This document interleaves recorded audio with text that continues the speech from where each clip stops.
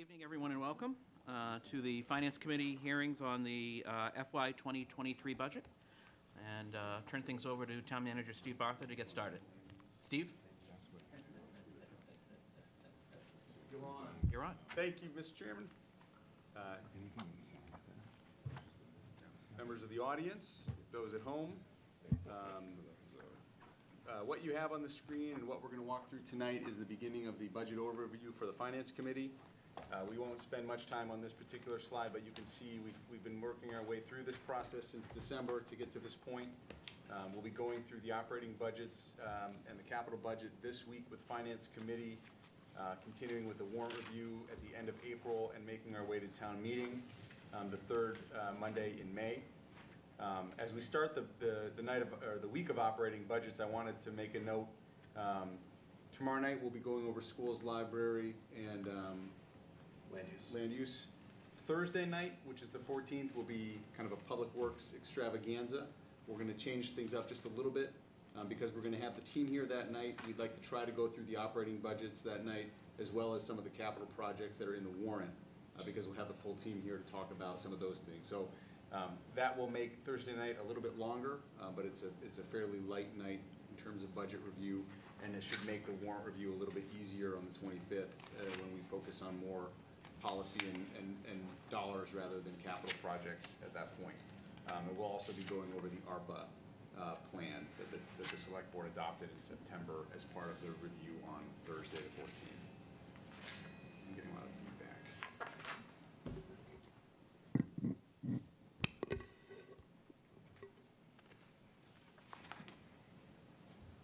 So briefly, we won't spend a lot of time here either.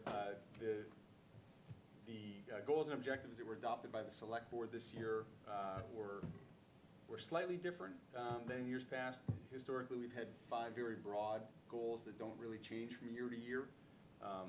As part of earning the budget award this year, some of the feedback actually last year that we got from the Government Finance Officers Association was to have current year budget goals. So the 3 on the screen are ones that the Select Board adopted back in December. We've made progress on all 3. One of them we did achieve. The first was, we've been talking about this for a couple years, but we've been trying to shift some of our year-to-year capital outlay, as well as our OPEB contributions, out of free cash and into the tax levy, away from one-time revenues and into a more sustainable funding mechanism, which would be the levy. We were able to move 50% of our OPEB contribution this year out of free cash into the tax levy. So we'll have, when we get to the benefits budget, you'll see part of that expense is now reflected there, and the balance is still covered in free cash, which we would hope in the years to come to move fully over into the tax levy. We have been able to maintain our schedule onboarding the Smith School debt, and actually we'll talk in a few minutes about our free cash certification this year. But thanks to very conservative budgeting in 20 and 21 during sort of the uncertain beginnings of the pandemic, and then also an excellent job by our accounting department to track and get reimbursed for our COVID-related expenses, we had a very strong free cash number this year. So we're actually able to start to replenish the debt stabilization fund, which is important because one of the strategic objectives for the Select Board this year is also to advance the Public Works facility, the consolidated project. So this starts to help us make some headway toward rebuilding that fund for the next large borrowing that is coming down the pike. And then the third was to, as we've started to spin up regional IT with some of our smaller towns in the region, and deepen the partnership with the schools, and especially with some of the big projects that we're tackling through ARPA, starting to sort of fine-tune the IT budget, moving things out of free cash and into the operating. Again, this has been a multi-year project to do that, and we've been able to make some headway, which we'll talk about in the budget tonight on that front as well. Very high level, and this is on page 4 in your budget books if you have them with you. Just kind of a summary of the budget before we get into the departmental details. I'll start by noting, with a few exceptions, which we'll discuss throughout the week, this is largely a level service budget as we reemerge from the pandemic and start to pick up where we left off with some of our services. The general government increase of 4% includes the shift of some of the IT costs out of free cash into the operating budget, as well as the new DEI position, which we'll talk about in the departmental budgets. It also includes a new position in DPW, a floater position, which has been offset by the consolidation of some part-time positions, and then a building mechanic for our buildings division, which is partially offset by reductions in overtime based on needs. And this will sort of add flexibility and ability to do more work in the 1 million square feet that they are responsible for. The debt reduction is related to two things. First, we've had a lot of luck restructuring some of our debt in the last 2 years. Rates remain, at least recently, very good. We're starting to see a turnaround there. So between the structuring, the refinancing, and low rates, we're actually seeing a decrease this year in the tax-supported debt service. Good story as well on benefits and insurance, 1% increase. This is related to the redesign that we did a couple years ago, as well as very successful, very good renewal this year of a 1% health renewal. We've had a lot of interest in the opt-out plan that the town put in place for employees who have access to insurance through a spouse or a partner. This increase, this 1% increase actually includes the OPEB funding that we talked about. So it's the total budget increase is less than the transfer for the OPEB, which is good. The Essex Tech is not as good a news. We're looking at a double-digit increase for the 5th time in 6 years. This remains the one budget driver that we have no control over.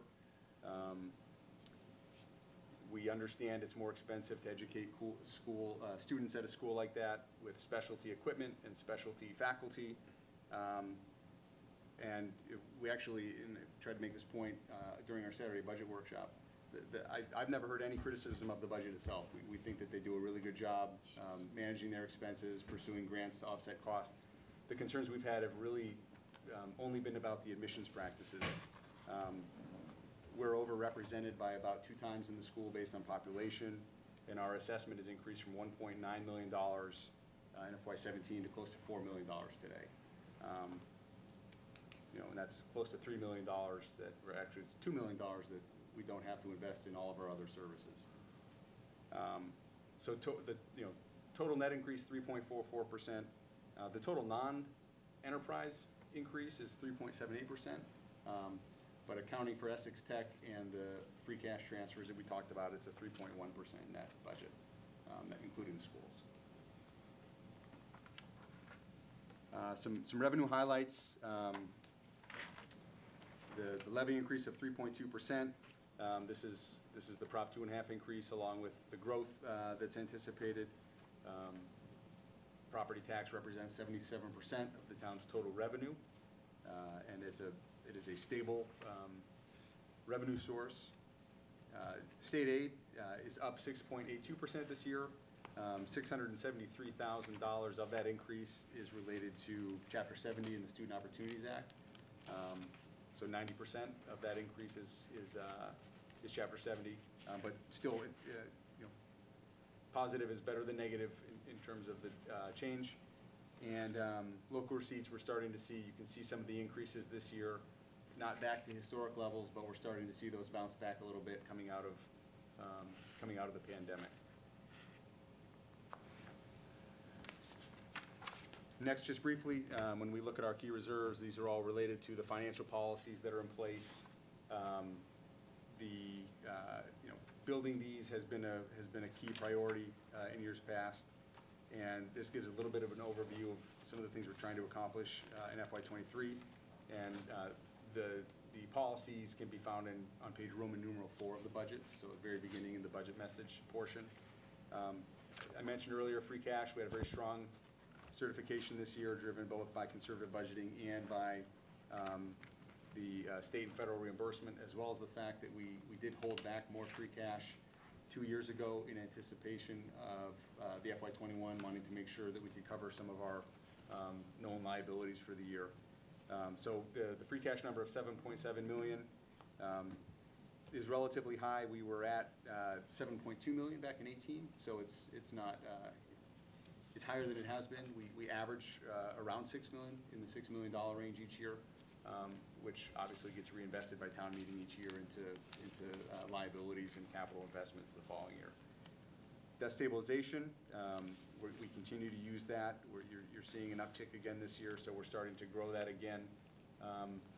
General stabilization, this is exciting. We were not able to make a contribution here last year, but $4.61 million in general stabilization represents about 52.5% of our minimum unassigned fund balance. So the unassigned fund balance policy says that we'll have between 8 and 12% of our annual operating expenses in reserve for emergencies.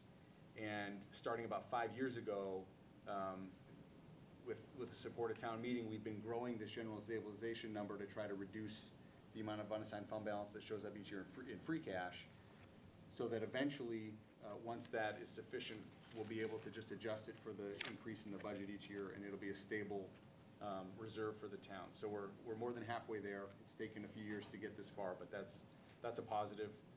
And obviously, the OPEB, we want to continue to see that grow.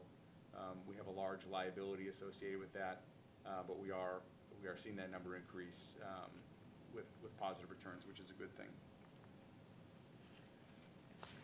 I'll pause for a moment before we get into the departmental budgets in case there were questions about anything I just flew through rapid fire there in terms of overview. Any questions on the overview? I would just have kind of one broad generalized one. As you said, your accounting office did a great job with obtaining funds that were made available. Is that generally true across all budgets in the town? I mean, I know, for instance, schools had certain extra funds provided, as did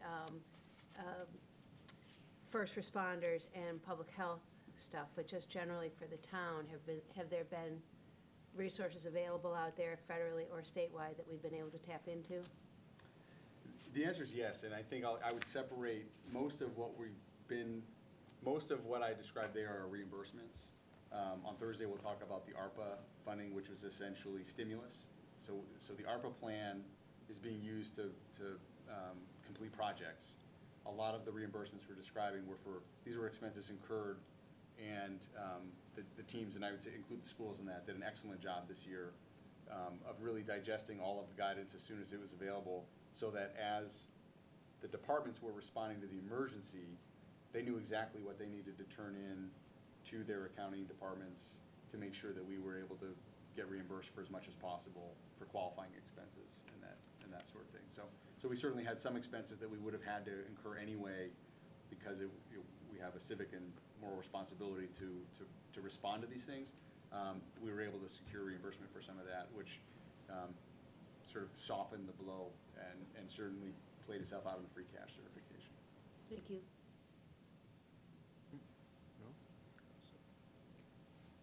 Okay. So from the big picture to the granular, the first budget is the management budget. This is on page 25 in your budget. I'm going to follow along with you, but there are 2 positions that are funded in this budget, our procurement specialist and the executive secretary to the town manager. And what is really driving the cost this year are, as you'll see in the line item breakdown, an attempt to catch up with postage costs, which we have been over budgeted, and so this is a true up to try to make sure that we're not running a deficit and having to cover it from elsewhere.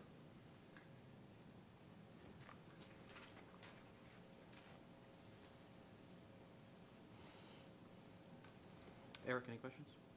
No. Mike? Nope, thank you. Mike? No questions. Sally? I'm just trying to line up what's on there with what's in my book. And the book on page 26, it's just hard for me to read the numbers. It looks like the total increase, according to my book, is 4.97%, but you show 2.65.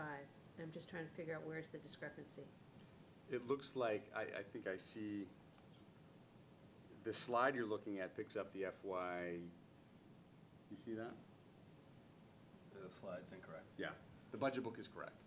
Okay, and so the big increase was postage, but also a line for, I guess, photocopy supplies. Yeah. same kind of thing, trying to catch up in your budget to a number that's more reasonable. And yet postage, I first thought that this one decrease of 2,500 was for the postage meter, but it looks like in fact it's consulting services. So, no, forget that question. You've already answered the others I had, thank you. Any questions from the audience? Is there a motion? I'll move the budget. Second. All in favor? Aye. Opposed? Thank you.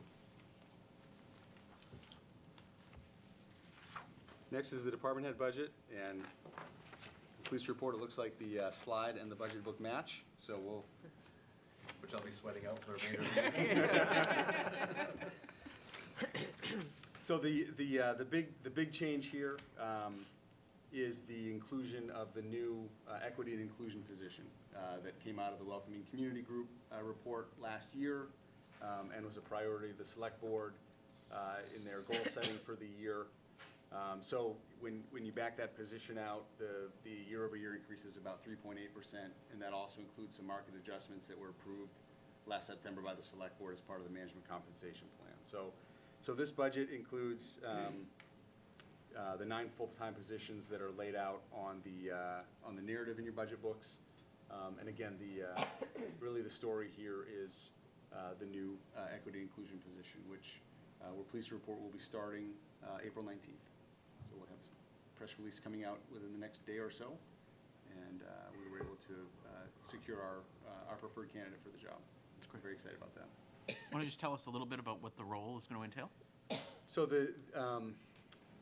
as envisioned in the Welcoming Community Report, and then I think as sort of fleshed out last summer when we were looking at job descriptions from across the Commonwealth and really talking to the other departments, the three focus areas for the position will be workforce training and development, policy review, and then serving as a resource for the schools and for the library.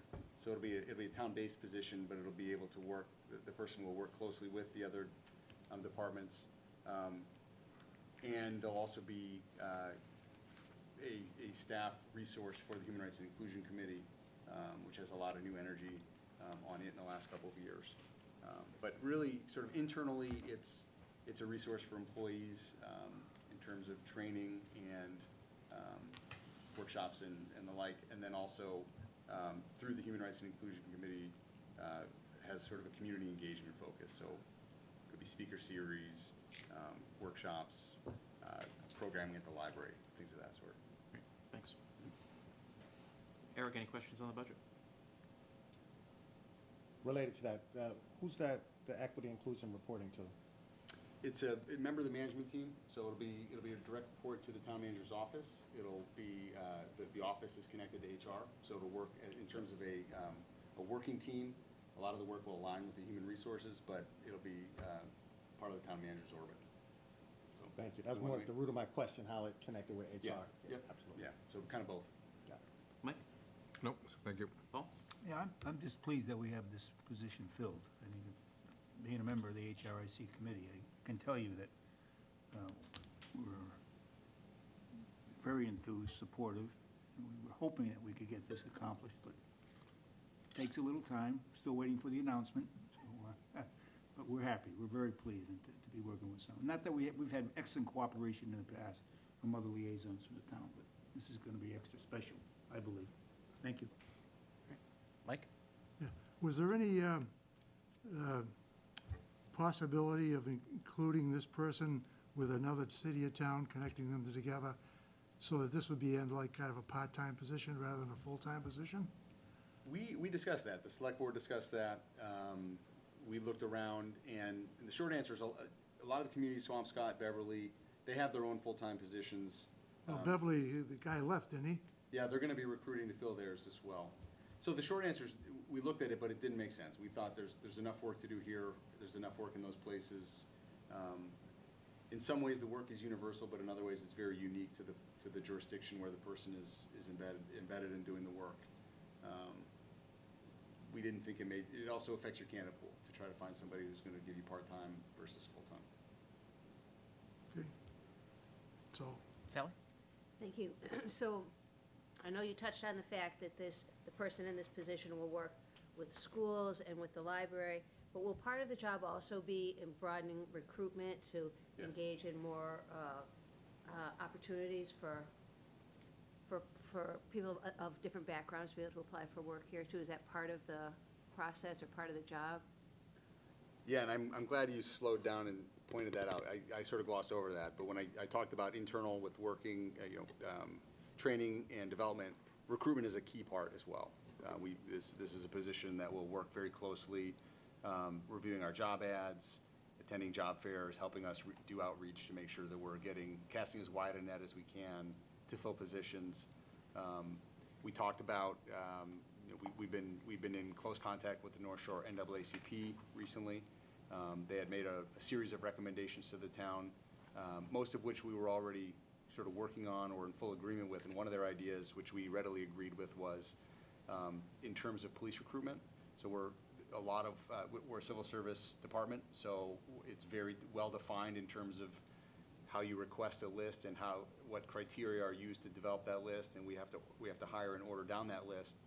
We already do a lot of background investigation and screening to make sure that the candidates are showing up without bias and things like that. But we view this new position as having a role to play as part of that process, to sit with the chief and the town manager and the HR director as part of that interview process. It's just an additional step. This was an idea that they presented to us, which we actually thought was a perfect idea.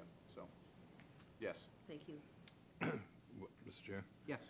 Do we contemplate from a financing standpoint having a portion of this paid out of the rate paid departments? At this point, no, we don't have it set up that way. I think once the person's on board and we get a sense for what they're going to be doing, I mean, I think it would not be a stretch to view this work as similar to HR and accounting and some of the other things that cross. I just think they were going to have some activity in those departments, and if we can ever use those departments to pay for those things, it always is nice.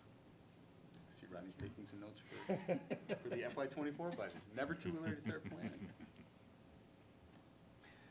Any question? Oh, do you have something? Following up on what Sally's question was, if this person is working for the town,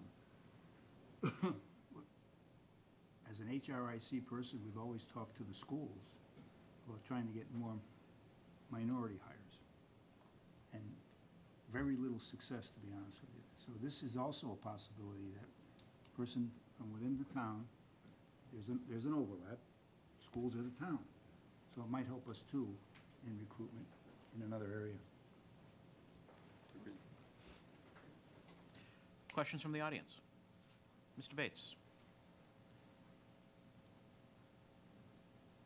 Good evening, Bill Bates, Town Meeting Member, Precinct 4.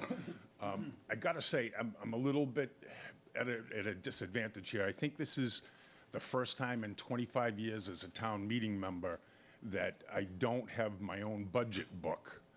And I note in the town manager's letter to us town meeting members saying that he will mail the budget book and the FinCom recommendations at a later time. That to me discourages town meeting members from coming and participating in the Finance Committee reviews, because if you don't want to hear what I have to say, I don't have a budget book until after you voted. So I think we need to just realign and figure out, there should at least be some, and I appreciate Gardner lending me his, but I like to make notes and go line by line, and to not have a budget book is just unacceptable in my opinion. Now, I would also ask, what is the starting pay of the new person that we've hired for the inclusion job? I want to say 87,000.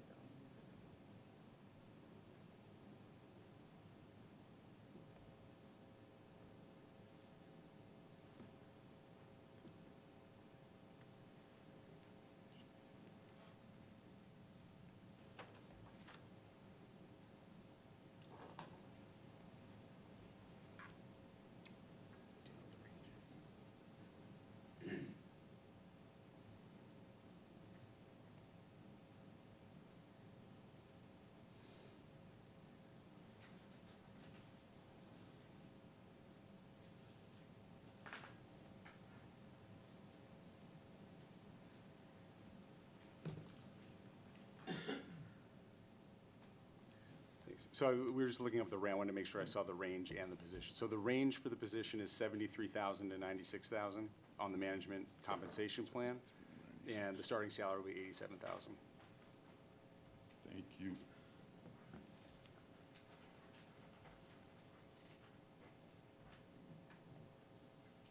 Any other comments? Is there a motion?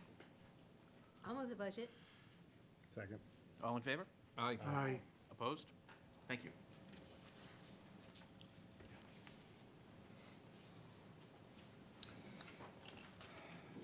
Legal counsel, a lot of red on this slide, but as we were looking at a couple of years of trend here, we were not using the full amount, and that had occurred a number of years in a row. So page 23 in your budgets, we're actually reducing the tax-supported portion of our legal services.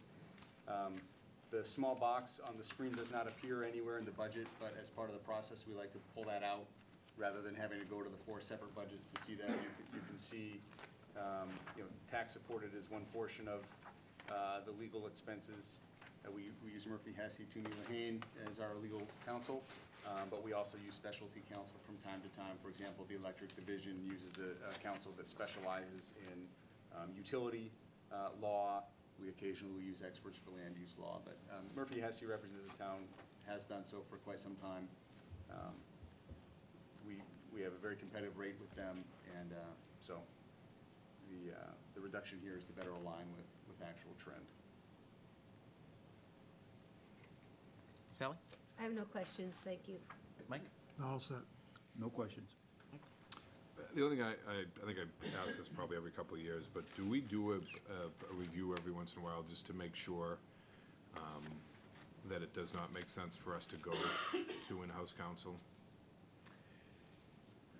Yes, sure answer. And to make the point, I'm not asking that we do that, and my guess is it would not make any sense, but I do want to just throw that out there. Yeah, I mean, what I would say anecdotally, so the short answer is yes, but the general answer to that is, through Murphy Hesse, we have access to experts in land use law, labor law, tax law, retirement, workers' comp, the list goes on and on and on. We would pay more than what's on the screen for an individual to serve as a general counsel, and then we would have to contract out for a lot of that specialty work as well. So I believe it is very cost effective to have access to a bench that deep. We know we can contact any number of a dozen lawyers depending on the issue that we need to kind of work through with them. Eric? So I doubt you have these numbers handy, but I'm interested in the FY '20 and '21 numbers. I'm interested in the 4-year trend. This particular trend, it clearly makes sense where, it's 18% reduction. My thought would be, is the 4-year trend completely going in that direction, or would it, maybe it goes back up next year? Are we upping and downing, or is it a longer trend than just 2 years? Year to year, I should say. So the trend going back several years is we have not exceeded that 99,000. Okay. So that was pinpointing to even going back 7, 8 years was the highest we've ever had to pay. Perfect. Thank you. Questions from the audience? Yes. Did you give him oh, you Don't start. I'm staying out of it. Did you give him a limit? How did you do that? Watch and learn. I know the town has an attorney on board. Is it not, it's not cost effective? I know I go to some of the meetings, certainly the planning board, zoning board of appeals, and a question comes up. I think I've said it before, I find it disappointing that a proponent is giving a legal opinion at that time. If the board needs an answer, and they don't get it from a person who's biased, they have to postpone it to a later date to get an opinion from one of our attorneys, and then come back to it, as opposed to, at that time, having again, cost effective, having an attorney present for an opinion that we believe in. I'd like not to think that an opinion, there might be 10 points. The proponent is only going to tell you the 5 that benefit them. not the 10. The other 5 might be more important to the town. Not cost-effective or not appropriate? Some kind of an answer. And please don't tell me you're working on Well, it. you asked the question at the select board. I'm trying to remember what I told you then. I'll give them the answer, no. It's not cost effective. I think the answer from last time. Sorry? They wouldn't give an answer on site either. Well, I think two-pronged. The cost of having counsel at every regulatory board meeting would result in this budget being multiples of what it is currently. More importantly, when an applicant has time to prepare a presentation, even if an attorney is sitting in the room representing the town, they're not necessarily going to offer an opinion on the spot. They're going to want to go back and review that and make an informed decision. So I think two things.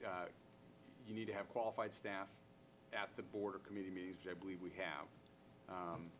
You want to have boards and committees that are trained and understand that if there is a question that is raised that they don't have a firm grasp on the answer, they're under no obligation to make a decision on the spot. They have every right to go back and seek that opinion, which I think it's the way it should go, in my opinion. In my view. My thought is that question is asked, it should be answered then and not some point down the road, my opinion.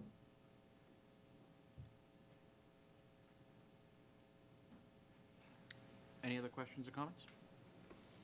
Is there a motion? I'll move the budget. Seconded. All in favor? Aye. Opposed?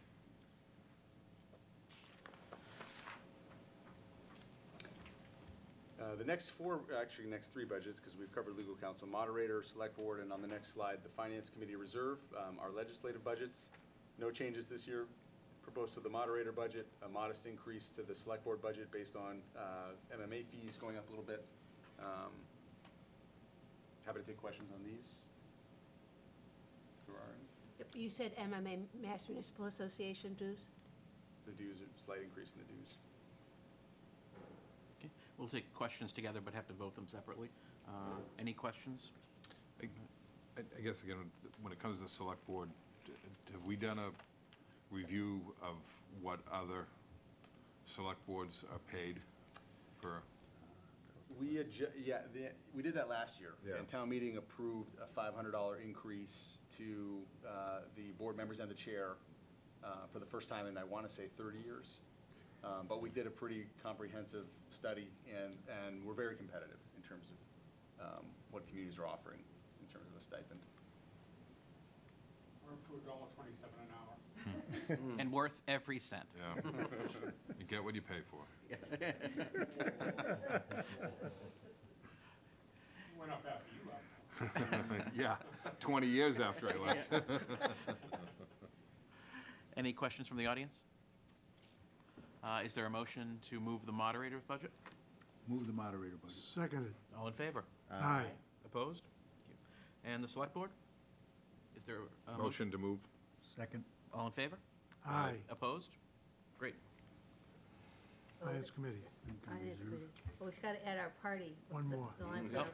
the party. one more. FinCom Resort. What? Any comments on this? Did you?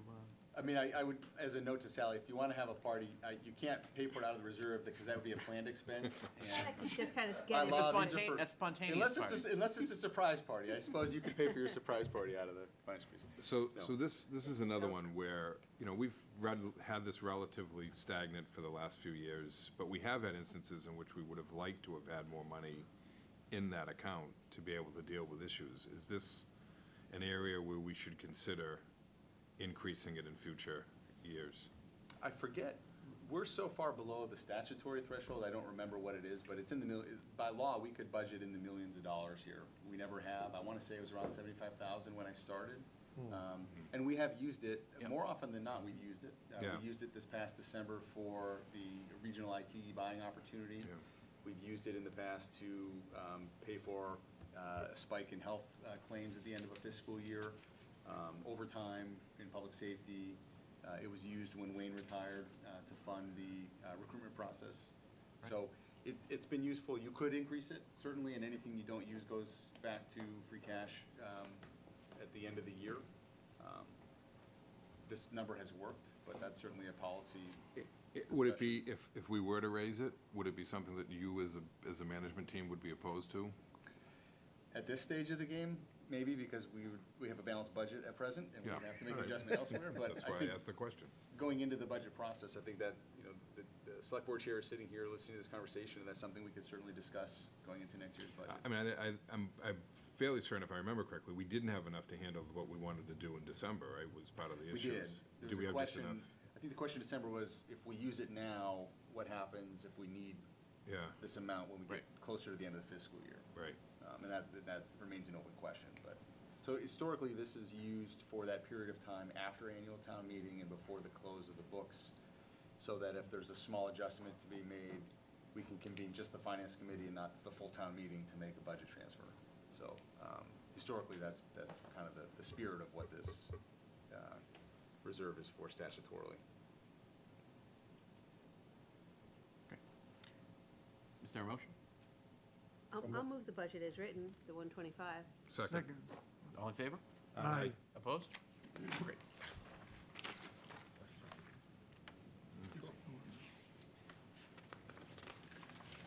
Next, we'll move into administration and finance.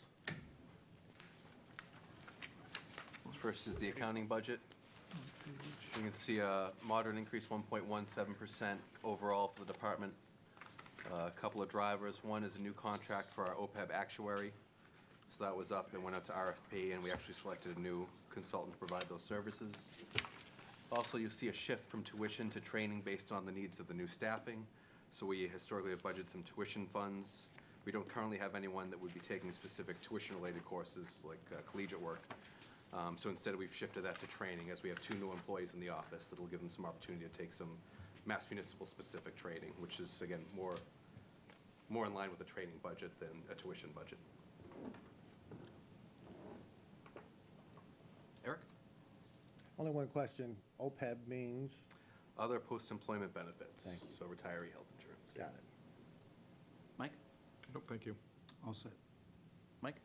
No questions. Sally? Well, why would that actuarial expense be higher, significantly higher, from 12,000 to 15,000? Is there something particular coming on this year?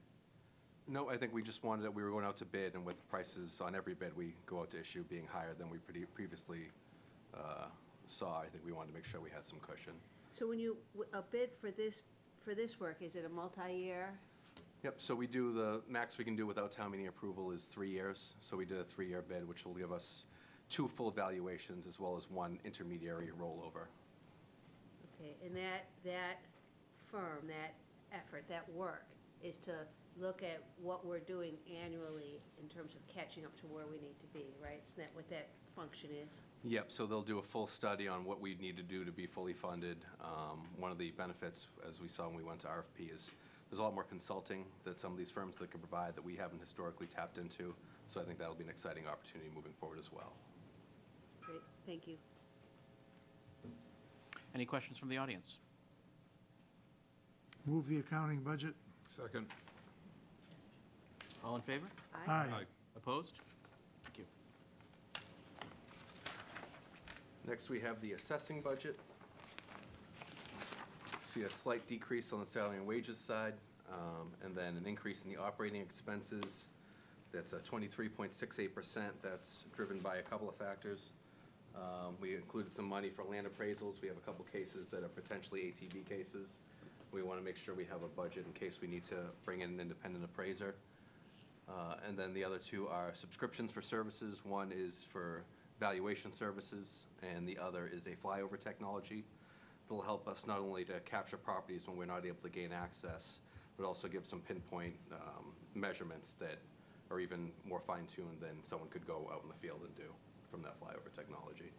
So both are obviously a larger than normal increase in the assessing budget, but overall, between new growth and other factors, it should more than pay for itself. Sally? By flyover services, are you talking about drones? Yes, And that falls within the subscription line item? yes. And why is that? Why is something like that called a subscription? Yeah. So this is a new model in municipalities where The last time historically the town would pay for a flyover where we would hire a company to come out and do a mapping of the whole town. The last time the town did a full mapping was 2012.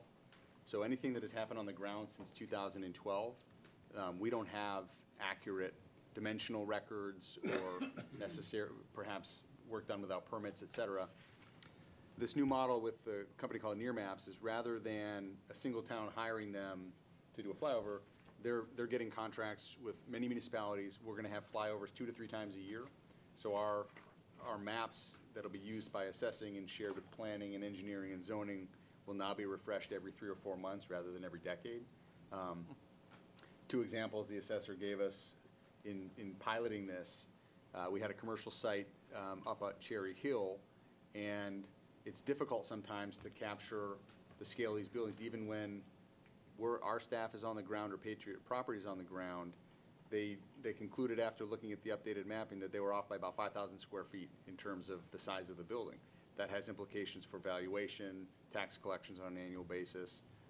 You also have a scenario where, I won't give an address, but there was a home in Danvers that had a pool and a pool house and tall fences, and each year had declined the opportunity to let the assessing department walk the property. As part of the flyover, they determined there was a 1,000 square foot building behind the fence, and the taxes on this particular property will be up about $1,950 next year to capture the growth that was not accounted for anywhere in the system, which 4 of those covers the full cost of the mapping tool. So, in addition to being refreshed in a very timely way, the cost is defrayed across other municipalities, and it will sync with our GIS, so it's something that engineering and zoning will benefit from. So I think we never are the first, but this is becoming pretty well established as a much more cost-effective model than going out every 10 years and updating your mapping. So other than this flyover function or process, at first I thought when you were going to say that it was on a per building or per property basis, that you would just call them out when you needed them, and that's why it was a subscription. But does the subscription line, which is $11,800,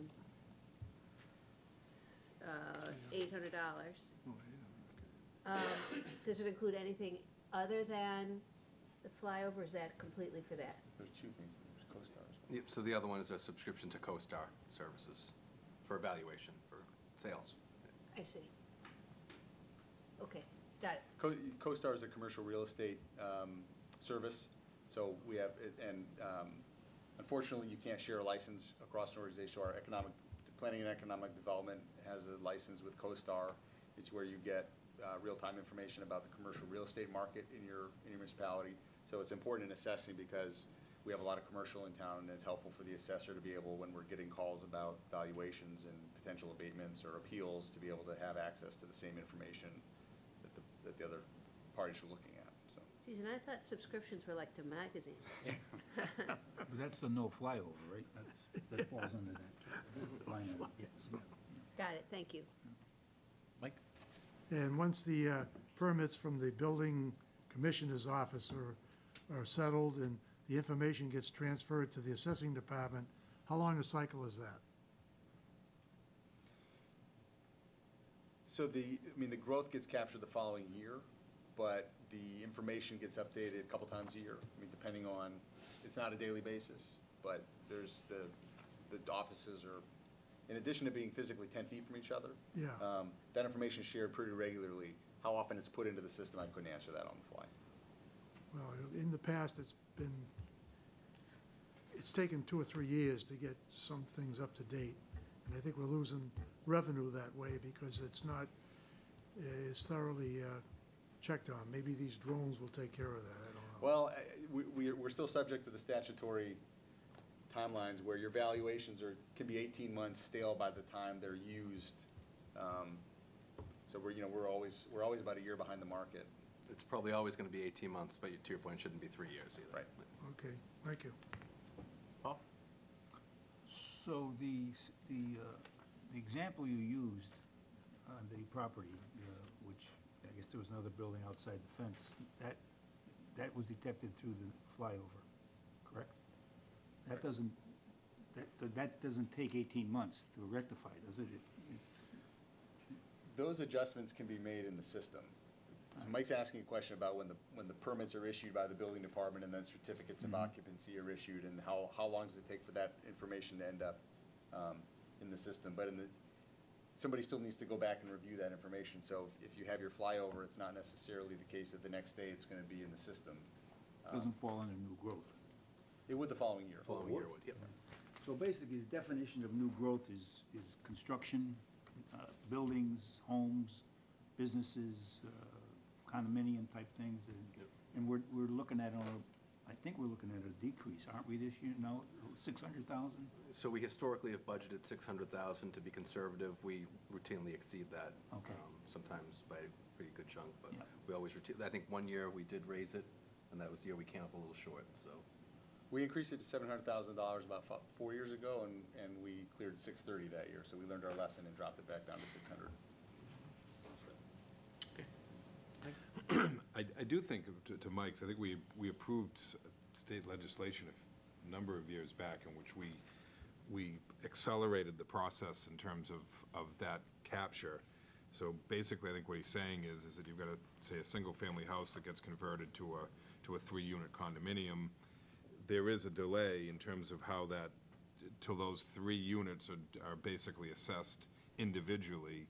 And for a period of time, basically, those 3 units have a break in that they split the value. But I do think that we accelerated it maybe 10 years ago or something. So I think there is an acceleration to that process. In regards to the drone, it sounds like a great idea, but if we had any, I mean, obviously, we probably had a complaint from the person who got discovered. Well, but I wouldn't describe it as I'm not sure who's used the drone, Okay. term drone the first time tonight, but it's not like a handheld drone. Yeah. This is like a plane flying over with Okay, a so camera on it's the bottom. not, it's similar to what we've done, just It's a a more border-to-border routine. refresh of the Yeah, maps. okay. So mapping, be town property, roadways, everything. But it just so happens that it would also have commercial and residential real estate as well. Eric? So, I like that correction, it's not a drone.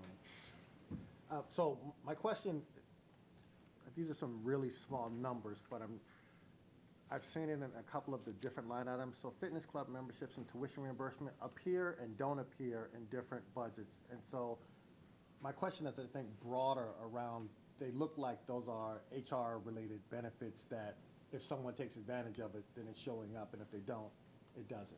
Is that fair to say? Yeah. Okay. Those could be budgeted, those could be consolidated. I think it's, there's no right and wrong answer to that. So we have some things like medical exams we've been consolidating into the HR budget because we want to sort of control what we budget each year. These are literally department by department. We find out who's planning to take classes each year. We know who's been signed up for their gym memberships and who hasn't. So we're budgeting the actuals in that way. Yeah. I think we'll talk about that that'll show up in the benefits budget. Okay. Questions from the audience? Is there a motion? Move the budget. Second. All in favor? Aye. Opposed? Great. Next, we have the treasurer collector budget. This is the second year as a standalone division. You'll see the increase in salary and wages. That's driven by a conversion in the office from an administrative position. We had a vacancy, and that's been converted to the assistant treasurer collector. Again, we think it's good for the long-term functioning of the office. For example, statutorily, only the treasurer collector, or if you have an appointed assistant treasurer collector, can sign things like an MLC or do wire transfers. So essentially, when Jill Summit wants to go on vacation, she has to take her laptop with her because we need a wire transfer. She's the only one legally able to do so.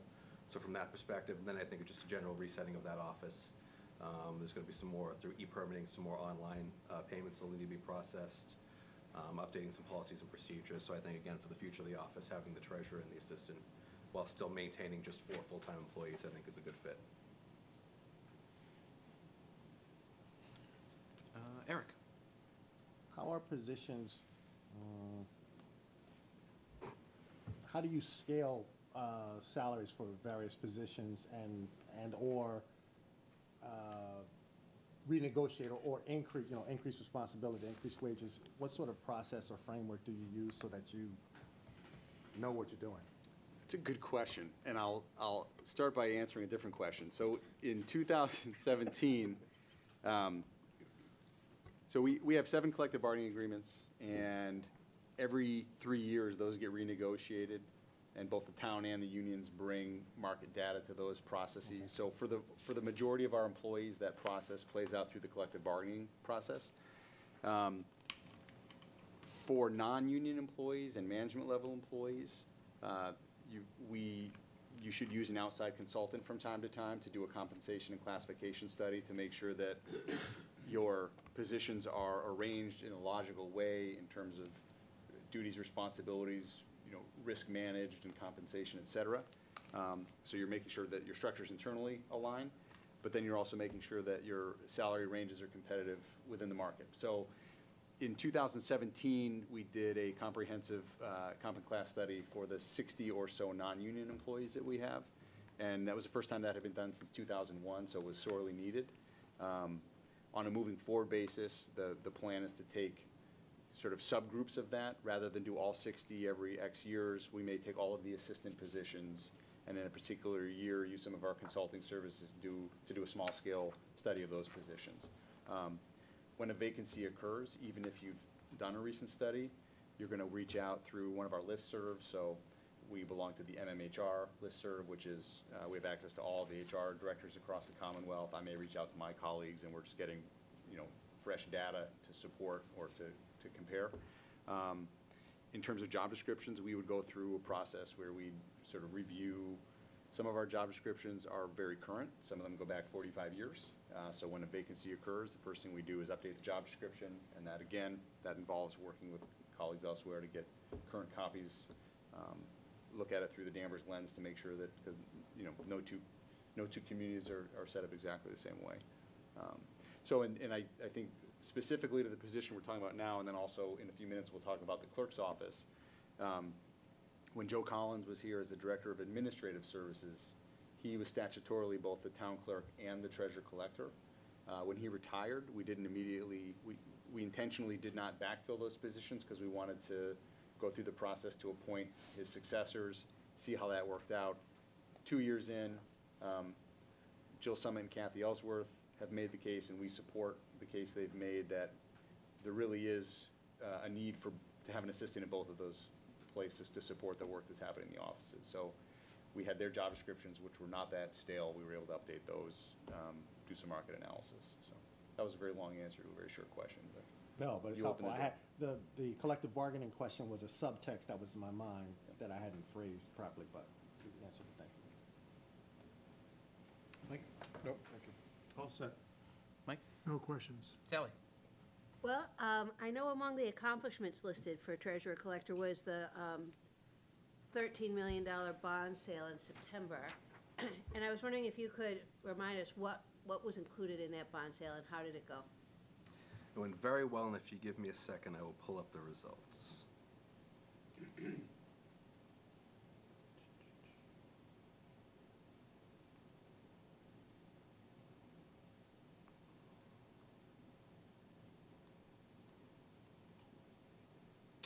So it had a true interest cost of 1.86%. Whoa. And it was, so we had Smith School, so the second and majority of the final piece of the Smith School borrowing. We had some water and sewer as well.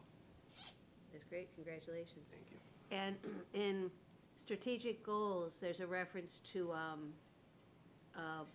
processing lock boxes. And I just wondered, what is that? Maybe think of Al Gore. If not everybody in this room is old enough to remember that reference, but anyway, what does that mean, processing lock boxes? That'd be payments that are sent off-site, and I'm trying to remember if we have any that are, I can't remember which one, but if a payment doesn't come directly in the office, it's sent to a third party and then reconciling between the two. Thank you. I noticed when you talked about department description, you're investing a portfolio valued at $85 million. What was the portfolio, let's say, 2 to 5 years earlier, and has it grown, or has it become? It's probably has, I can get you the actual number out of the financial statements, it probably hasn't. So this is most of it's cash flow. So when we say investment portfolio, some of that may be in a zero interest earning account. Some of it may be in again, a liquid account where the interest rate is, as we've seen in the past couple of years, fallen precipitously. So it's not like our pension or OPEB, it's really invested into the market. So we're not constantly looking to sort of reinvest it or move it around and, So one of the goals for our treasurer in the next year or two is to look at that for yield, and she's doing that as we speak, so. But again, it's not a constant, you don't want to be shuffling the money around constantly. So. But this is mostly the cash on hand that's allocated at local and regional banks. So as revenue is coming into the town, it gets deposited here. We also have, payroll and bills to pay coming out of that. So this is the treasurer collector is responsible for managing both sides of that. got you, thank you. Questions from the audience? Mr. Bates? Just a quick one, please. How were you able to eliminate sick leave incentive? Jen was just leaning and saying, are you going to mention that now? And I said, no, we'll talk about that under benefits and insurance. But since you asked, I'll answer it now. As part of the collective bargaining process this year, we shifted away from annual sick leave incentives and negotiated with most of the bargaining units a modest sum at retirement. So if you have accrued a certain number of days at retirement, you can be paid out for those. It's capped. It's a fixed number. But philosophically, our position has been, if you're sick, you should stay home. You shouldn't be trying to come to work to get a $350 annual stipend for that. So with most of the units, they gave up the annual in exchange for the retirement incentive. And what's reflected is zeroing out in most departmental budgets. And when we get to the benefits, you'll see there's a line there, which is where it ended up. Great job. That's been long overdue. Very happy to see that. Any other comments? Is there a motion? I'll move the budget. Seconded. All in favor? Aye. Aye. Opposed? Go to the clerk. And next we have the town clerk. Again, the second year as a standalone division. The manager already touched on the assistant clerk position. It's being offset partially by a part-time position that will go away. And then the increase in operating expenses and as well as some election expenses are just relative that we'll have 3 elections in FY23 as opposed to 1 in FY22. Sally? Okay, I've got to unpack what you just said. So the big increase in the salary and wages section is because of what? So we are converting one of the part-time positions into an assistant town clerk. Okay. But you just said one position will go away? You mean one of the, So the part-time, so we're going from a half-time administrative position to a full-time assistant town clerk. okay.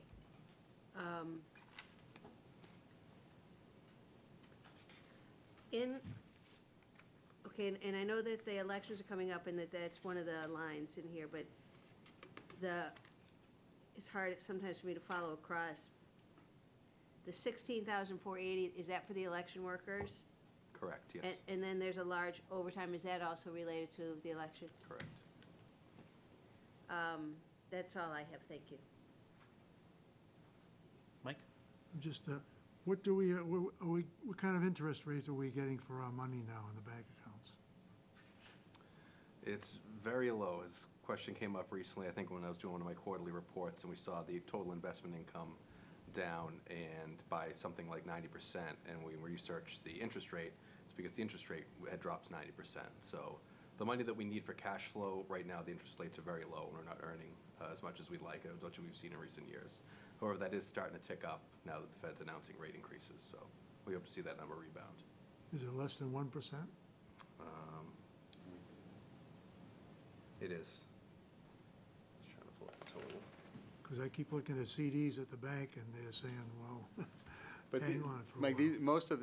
much of what we're talking about right now is money that needs to be liquid. So we have a lot of the money we talked about, it sits at e-savings, and some of the regional and local banks are money, the deposits go in, they come back out.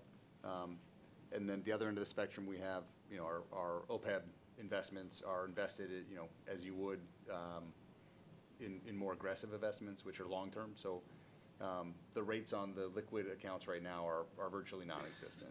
And we couldn't tie, so for much of what Jill Summit manages in Treasure Collector couldn't be rolled into a CD anyway, because our turnaround time on that is sometimes days or weeks as opposed to months. Okay. That's all I have. Paul? The election workers, we're increasing the number, and the reason is, Just that they'll have 3 elections versus 1. okay, So the number of staff and the rates of pay are unchanged. okay. Now, how many, I noticed something in here that, are we increasing or decreasing the number of town meeting members? Is it based on population? It's the same We're amount. still, so statutory, yeah, if the population increased, and I don't have the number off the top of my head, if you have more than X thousand members per precinct, you have to increase the number of town meeting members or eventually the number of precincts, but we're still fine. We're probably another 10 or 20 years, we're okay.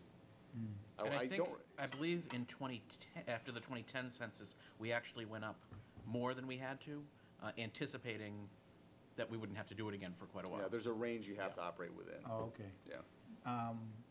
Did I see a figure that indicated the population dropped a little bit in town? No? No, we're up, yeah. You'll see fluctuation from year to year. Every 10 years, they do the decennial survey, but then each year in between, they do the ACS, which is the American something survey, community survey. But that's an estimate.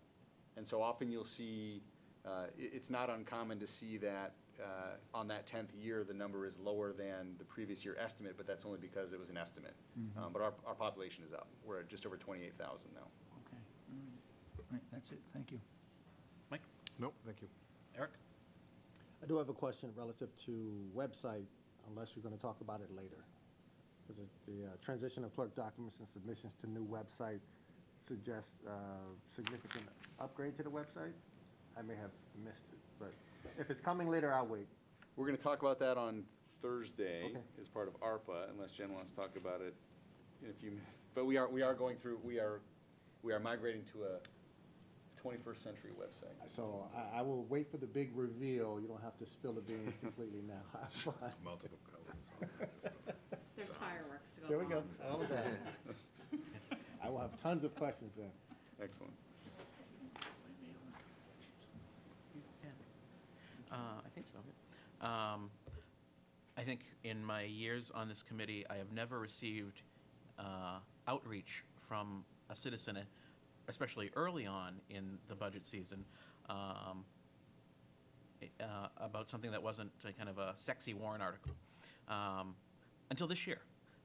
It was in terms of the clerk, and 3 people reached out to me. There must have been some kind of campaign, but 3 people reached out feeling that the office was overworked and understaffed, and that they feel that there should be more staff. So I am delighted to see that there is an increase, and you're responding to the wants and the needs of the people of Danvers. Advocacy works. And as someone who utilizes that office quite often, I can tell you how busy they are. So I can attest to that personally, but just a comment. So, any questions from the audience? I'll move the budget. Second. All in favor? Aye. Opposed? And I just wanted to follow up on the interest rate. So back in 2019, our average interest rate for these accounts we're talking about was 1.21%. This past December was 0.12%, so literally a 90% drop. So it's going back up, but it's going to take a while just to get back to where we were 2 years ago, That's unfortunately. worse than I'm getting. I'm getting .15. You're doing better than we are, Mike.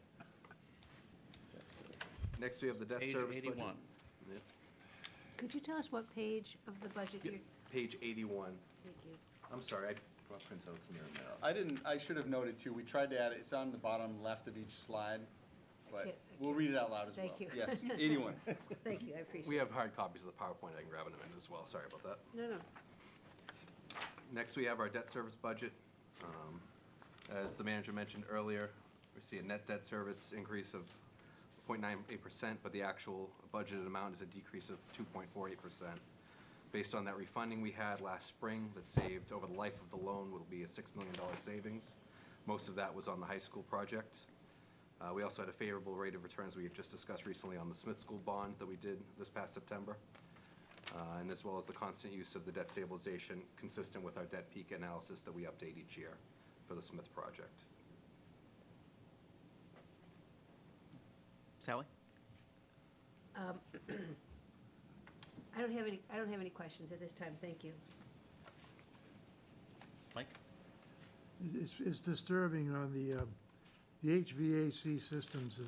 Are those slated to run only 15 or 16 years, or I thought you could get more than that out of it? Are we involved with Johnson Controls again, or what is this?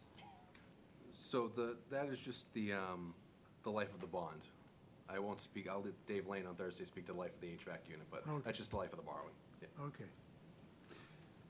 So the good news is that we have to get more out of the asset than you're not allowed to borrow money and pay it back for longer than the asset's life. So the good news is we're getting at least 15 years out of it. Otherwise, we'd be in violation of the law. So. Paul? I'm all set with that. Mike? Nope, I'm good, thank you. Eric? This, where are we going with debt service? So this looks great, you know, but just a quick thought on, thank you. I did not know it was coming, but That wasn't that's- planned, no. I appreciate that. Yeah, so if we want, I can touch on this slide a little bit. So this is our general fund existing and projected debt. You see in blue is our total existing debt. Green is will be a small portion of whatever the Smith School final amount should be after we get our final reimbursements. And then the red is, as we've shown in recent years, just a projected and additional debt of $1 million a year. We don't necessarily do $1 million a year, but that's every couple of years we may have a fire truck or need a roof replacement, so that factors that in. The one thing missing from here is a public works facility. And that's FY 35, if I read the fine print well over Correct, there? yeah. Can I be the Debbie Downer for a second? Yeah? So we talked about this briefly with the select board, but the concerning element or aspect of this slide is this gigantic light blue rectangle that exists at the bottom. And normally you'd want to see all of your borrowing doing this. We talk about you know the debt curve, as we often call it. And unlike a mortgage, you want normally your municipal debt, you're going to have high peak years in the beginning, and it's going to tail off relatively quickly. The rating agencies look universally at what % of your debt is being retired in the next 10 years. So they want to see 3/4 of your debt being retired within 10 years, because that shows the cascading that makes them feel good when they're looking at your financial health. We're below that, and what this rectangle represents is the high school and Smith School were level funded debt. So they're set up like a home mortgage rather than declining principal. That results in lower debt service year by year in the early years, but it leaves you with much more debt to pay in the out years. And why that's concerning is the white space here is your capacity to take on new debt. So we're in the planning stages right now of the public works yard, which could be a considerable expense. It'll be defrayed across the utilities and tax, so that will help a little bit. But we'll have school renovations coming down the chute and other things. And the more you level debt, the more you level fund your debt, the higher that box is in the out years, and the less flexibility you have to take on new debt. So the discussion we had a couple years ago with the Smith School, in order to level principal of the debt and have it decline, would have required a debt exclusion. And the decision at that point was not to pursue that. It was to pursue the level funded debt, which is what we had been planning for. We built our debt stabilization for, and that works. But for example, if you were to layer another school on here level debt, then we'd have a lot of debt in the out years. It would be difficult to navigate around. So. And that's in part because the town has chosen to carry the expenses of the school improvements, the middle school, the high school, the Smith School, as part of the annual budget, as opposed to, it's not really as opposed to bonding, because we're doing the bonding anyway. but as opposed to doing a debt exclusion? So if we had structured the debt to be declining debt service, the annual debt payments in the first 5 years would have exceeded our levy capacity. So we would have, it's not that you had to do a debt exclusion to finance it that way, it's that structurally, we could not accommodate the first 5 years of the curve within the existing levy limit. Whereas when you level fund it, you can, but the trade-off is, I think With we're. less room in later And years? we'll pay about $16 million more in interest over the life of the bond because of the way that we structured it. If you do a higher principal payments up front, you also pay much less interest over the life of the bond. But it puts a lot of pressure on the budget in the early years, in the I short. remember term. that discussion from that was last year, right? 2 years ago. 2 years ago. Yeah, I mean, so what you're saying is that a decision made by people not to even pursue the debt exclusion will cost this town over the course of the next 20 years, $16 million at least. Yes. Yeah. Because of a fear that the people in this town are not smart enough to understand that, and I'm just throwing this out there, and this isn't at you, you know that, but to understand that, so we're paying 16, I mean, we already paid like $36 million more for the existing high school project and middle school project because we were so short-sighted. But we're very proud of the fact that we've never had a debt exclusion. It's ridiculous. It's the bottom line. Well, I don't know that that's really fair because it was explored. No, it was voted down. No, I mean a year, 2 years ago. Oh, yeah, no, it was, wasn't that yeah. anybody thought, people were too dumb to understand it. It was clear that people were not going to accept it. Well, I don't know that for a fact, but the point is that we're spending $16 million more over 20 years. It's ridiculous. It's a failure on a financial level to understand the long term. I think but leave it at that. Paul? I know, so Mr. Trask wants to say something. Go ahead. Yeah, go ahead. Just, I appreciate the sentiment, Mr. Landers. The citizenry is very reluctant when it comes to anything related to the taxes, and we can see it clearly in the recent CPA effort. We couldn't get enough signatures to get CPA back on the ballot. We do take bites of that apple. We do exploratory work to find out if it's something that we think will pass. There are some people who understand the benefits to it. There are some people who understand the benefits to no more taxes. And it's a dilemma that they have to weigh. I appreciate your sentiment. I don't want you to think that the town simply keeps it off the table. It's not something we don't pursue. It's just that there's a reality here. And at some point, 2.5, I tried to look it up the other day. We were for a while one of two communities. I don't know if we're not the only community that's never funded via a debt exclusion or a debt override. And I think it's S&P, but it's going to cause us, we forego capital improvements that are necessary, and then we end up paying more later. And you're absolutely right. It is but there are people who have nearsighted financial goals and far-sighted financial goals. Thank you, Mr. Chairman. Thank you. Paul? I was on, I've been on enough, long enough, when we talked about the Smith School, it never even came to I know it didn't come to a vote, to have a debt exclusion or anything. Not at the Just- school, just no, didn't not at want- the building committee level. No, it wouldn't be, but it never, I think there was a feeling in town that there was no way, it's not gonna happen. And I am sort of like in Mike's camp on this thing, I just can't see it, I don't know where I'd be if I was buying property as a home, as a person who had to move 12 times before I got here and buy property. I'd be bankrupt if I pursued that type of financial philosophy. But it is what it is here, I guess, apparently, not to belabor the saying, but it just strikes me that we're gonna be paying X, and you're only talking about the upcoming 16 million. You're not talking about everything that goes back to the high school and the middle school. So I guess, Mr. Chair, the question that needs to be posed is that is there a possibility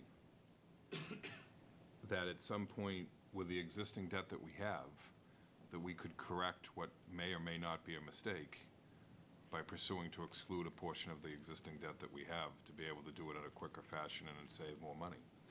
Yeah, I mean, legally, statutorily, there are a couple of things that can be done with respect to this. I mean, typically, after 10 years, you can restructure or refinance any of your existing debt.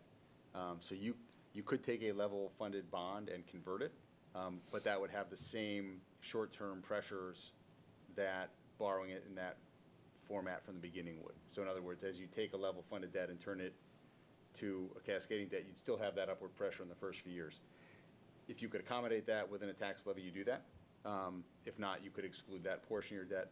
But a debt service can be excluded at any point, not just at the point of issuance. 10 years into a borrowing, you can have a vote to exclude that debt from the calculation, which in turn creates capacity. So you're not time limited to the issuance period. Any questions from the audience? Oh. Nova Seme Town Meeting Member, Precinct 1. Just as a basic understanding of this, how does it work if it's debt exclusion? Like, if our 2.5% doesn't cover those first 5 years to cover that, where does that money to cover those first 5 years of the debt come from? It still shows up on the tax bill, but the state would calculate that separate from your tax levy. So it would just be like an additional on your taxes for 5 years that would cover the. It wouldn't even, I don't even think it would show up as a separate charge on the tax bill. I think when the Division of Local Services and the Department of Revenue calculated the town's levy each year, they would show the excluded debt as a new line on that. So Okay. it would not count as part of the tax levy. And it would go away after 5 years? The excluded. Ideally? Yeah, the budget override is permanent, and a debt exclusion is tied to the Temporary. life of that particular project. But we don't know, like, how much more per, like, do we have an estimate as to how much per household or how, per thousand? We did A that, yeah, day. it may still be on the website. We did that Okay. calculation when we were looking at the different ways to structure that debt. Right. Do you Might have been look at- $100 a year. That's it? I don't remember. I think it's on the website.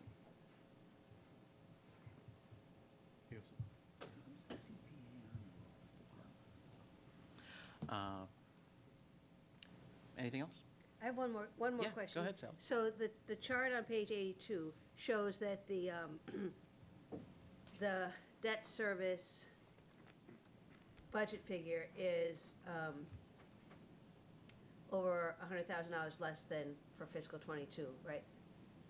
Just wanted to make sure I was looking at the numbers correctly. Thank you. I'll move the budget. Second? All in favor? Aye. Aye. Opposed? Thank you. Retirement, Next, we have page 85. Danvers retirement. Thank you. Oh, boy. So here we see a 7.78%. This is in line with, as we've talked about in recent years, our plan to fully fund by 2035. We project roughly 8% increases in our contribution, at least for the next several years, potentially through to 2035. Couple of notes, as you see on the slide, 60.3% funded based on our most recent valuation. We're going through that valuation now for 1/1/2022. We should have that sometime in the next few months. Our current assumed rate of return is 7.5%. This is something that'll likely come down. It has already come down in recent years. It was at 8% 3 or 4 years ago. We went down to 7.75%. And then down to 7.5%. The retirement board will vote on that once the valuation is complete. The important part here is whatever that assumed rate of return factors into what our actuarial table looks like. So again, we've had some decent returns the past couple of years. In fact, calendar year '21 was a 16.5% return on investment, which is a good year. So that type of good return will result in us being able to hopefully lower the assumed rate of return, which is what ratings agencies as well as the state would like to see us to do without impacting 2035 when we'd like to be fully funded, so. It's a lot in one, so happy to answer any questions. Eric? So I have several questions. Explain in layman's terms what it means, the benefit of being fully funded versus where we are now. So by the state, we're obligated to be fully funded by 2040. Okay. PARAC, who oversees retirement systems, dictated 2036 as their preferred funding date. Okay. We're at 2035, which is good. Once we're fully funded, then we would just pay the annual routine cost. So we would have that money invested, and then we would just pay our actual bill for retirees each year. And what is our, when I think about our retirement system, I don't remember exactly the previous conversations about retirement systems, but in general retirement systems, our fund that we have, our ability to meet the demands of retirees as we move forward, where are we as a town? So we're at 60% to being fully funded. To being able to do what we need to do? Exactly, yeah. So not only do we pay our annual normal cost each year, but a significant amount on top of that to get to that fully funded state in 2035. So when I'm at work and I'm looking at that and I see if there's a gap for where I want to be and where I need to be now, sometimes I might consider changing how more people get into the pool. So I don't know if that might go into a different committee. So the public employee retirement AC, I'm blanking on the AC, but PURAC is the state body that oversees municipal retirement systems. Okay. Danvers, it has its own, is a standalone system. We're still governed by PURAC, but we have a duly elected retirement board. You can also opt to, there are some counties that do it at the county level. You can have the state manage your assets for you. As a public employee, the state spells out what your retirement benefit is going to be. Okay. Many years ago, it was calculated that the amounts that employees were paying into that fund was far less than what their benefit was going to be at retirement. So a series of reforms to that occurred in Massachusetts, most recently, probably 15 years ago now. In 2012, there was a... So maybe 2012, and so now every employee in the Commonwealth, whether you work in Danvers or Chicopee, the first 9%, you pay 9% of the first $30,000 that you earn into the system, and 2% of everything on top of that goes into the system. And the state's actuaries have calculated that to be the number that's required for the system to remain solvent. So that is the input, and the benefit is defined by PURAC. And we get revalued every 2 years to determine what the actuaries think that our liability is going to be for all of our current employees, future employees, and current retirees. And we're all working toward getting to the point that our normal cost is our unfunded cost. So, as Ryan was saying, by 2035, the gray on that chart should be gone, and we're just funding the actual cost at that point. So. Thank you. Mike? Nope, good, thank you. Paul? All set. Mike? It sounds like we're on a good track, so I'm all set. Sally? Thank you. So again, I'm just trying to line up what's in my book to what's on the screen. And I see that you have a total for fiscal '23 as being $8,299,000. And I just don't see where that number is on page 86 of my book. So this is just the general fund budget. So if you go to the column general government tax supported, and down the bottom total budget, you'll see $8,299,320. Thank you. Yeah. Got it. It's a little confused. This one, we break out the utilities as well in the budget book. It's handy to see them all lined up Yeah. that way. My eye just wasn't getting to that. So, yeah. So Can I- the total amount from the general government budget that's needed is the $8.299 million. Correct. The total is the 9.6, and that includes water, sewer, electric, as Got well it. as the Danvers Housing Authority. And like, where does that money like go? Does it go to PURAC? Does it sits in an account for the town, managed by the elected board? Yep, so the retirement board manages it. We have an investment consultant who guides our portfolio strategy. Some of it is invested through the state's program, but most of it is by managers that are reviewed by the board with the help of the investment consultant. Got it. And from time to time, that entity changes. There'll be a RFP and Correct, yeah. evaluation done and so on and so forth. Every, what, 5 years or something? I'm trying to remember. So for the investment consultant, it's every 7 years. We 7. actually are in the midst of one right now. And then in terms of the managers, it depends. There's no set time limits on going out. There might be on certain months, but essentially we're just, every month we review our managers with the consultant to see who's performing and who's underperforming. Got it. Okay. Thank you very much for helping me with my book. And actually, while we're on page 86, if I could draw your attention 3 columns over from the general government, you'll see the electric division column. And you'll notice, whereas most of our divisions are increasing by close to 8% each year to keep up with our unfunded liability, electric is essentially flat. The reason for that, several years ago, the Municipal Light Board, in its infinite wisdom, used $5 million in reserves to buy down the remainder of its unfunded pension liability.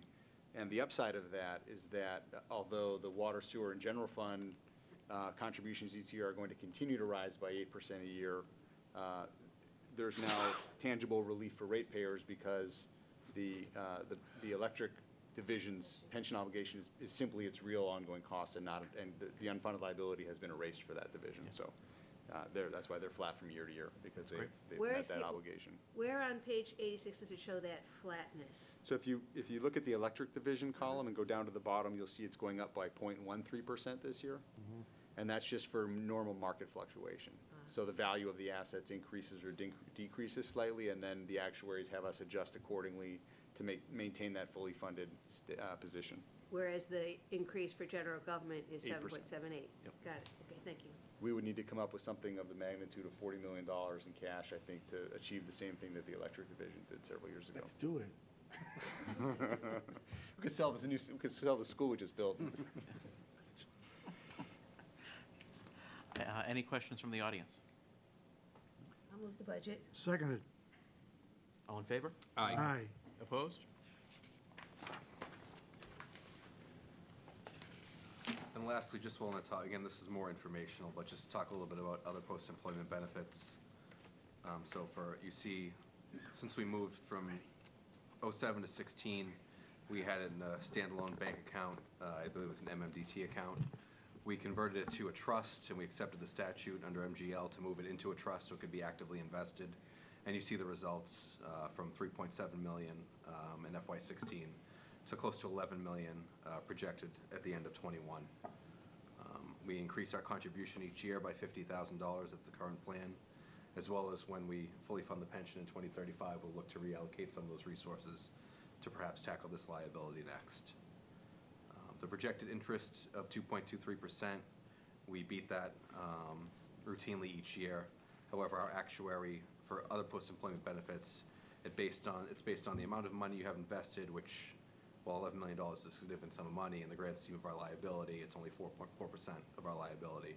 So the bulk of that is based on a municipal bond rate. And again, as we talked about, with bond rates being so low, the rate they credit us for investment earnings is that 2.23%. So just to stay consistent, that's why I use that figure. But I think we were well in the double digits last year, and we should be this year as well. Again, no vote required. We'll have a warrant article.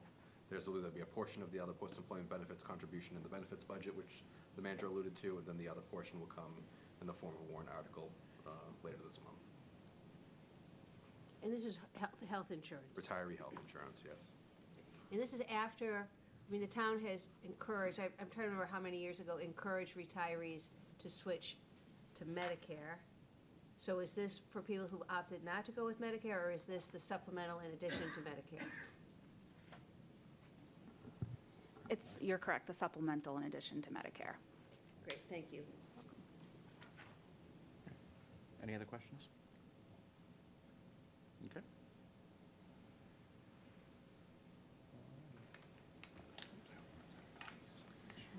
Next, we'll move on to benefits and insurance, which is on page 83.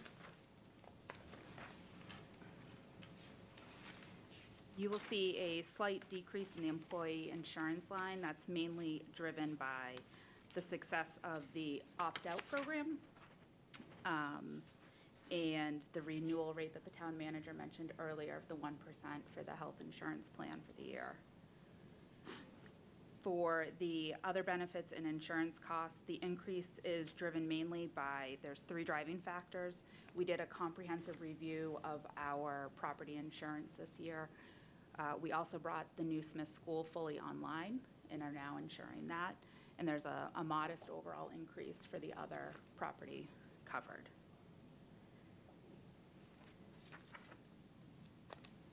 You will note, too, the mention of the sick leave incentive. This is the budget where you see that transferred into. We're happy to answer any questions. Sally? So the opt-out mechanism that you mentioned before is when an employee of the town opts to be covered by a spouse or a partner's medical insurance. Is that, if I got that right? Correct. The town offers an opt-out program, which you've identified correctly. It's a 1-year program, so we make payments for the first 12 months. Somebody has opted out, and then the payments end after 12 months. Okay. I see Veterans Aid is decreasing by $15,000, which is just a lot of money for something that's important. I just wondered if you could explain why. That is, sure, Go ahead. go ahead. No, I want to hear what you're going to say. Go ahead. You started, go for it. You were ready, though. I defer. Okay, I guess I'm answering this question. So unfortunately, that's driven in part by Fewer. yeah. So we're down, I think we're down 4 or 5 clients in the past couple of years. Most of our Chapter 115 benefit recipients are widows. We've seen a couple of veterans move out of town, so they're being picked up on other municipalities. And unfortunately, we've had some deaths. So that number has declined. It's cyclical, so it will go up again. But we budget that based on trend, working with our VSO to calculate what we think we're going to need. And then, of course, that is reimbursed. We get 75% reimbursement on that the following year, but that flows as part of our free cash certification. So when you mentioned that the sick leave incentive is captured here, you mean that the money that's instead of sick leave incentive is now a retirement benefit that can be paid out? That's what the $75,000 is? Correct. Okay, and then the transfer to OPEB that shows as an increase, the $250,000 item, that's because you're now pulling some of the OPEB funding from the operating budget as opposed to making it be a warrant article or capital outlay type of expense? Am I accurate with that? Yes. Okay, thank you. Mike? Yeah, my question's been answered. Thank you. Paul? All set. Mike? I guess as with this one, long-term, I mean, this is highly unusual for us to have a diminishment in our insurance stuff. Where do you think we're going to be this is typically the biggest budget driver that we have. We have no comment on where we're going to be in 5 years, Mike. I mean, I put it this way. As we come out of the pandemic, I think the one segment that is going to be looking to make money is going to be insurance companies. I think they've taken it on the chin over the course of and I'm not a pro-insurance company, but that's going to be their argument is they've taken it on the chin in the last 2 years, and we can anticipate some pretty significant increases.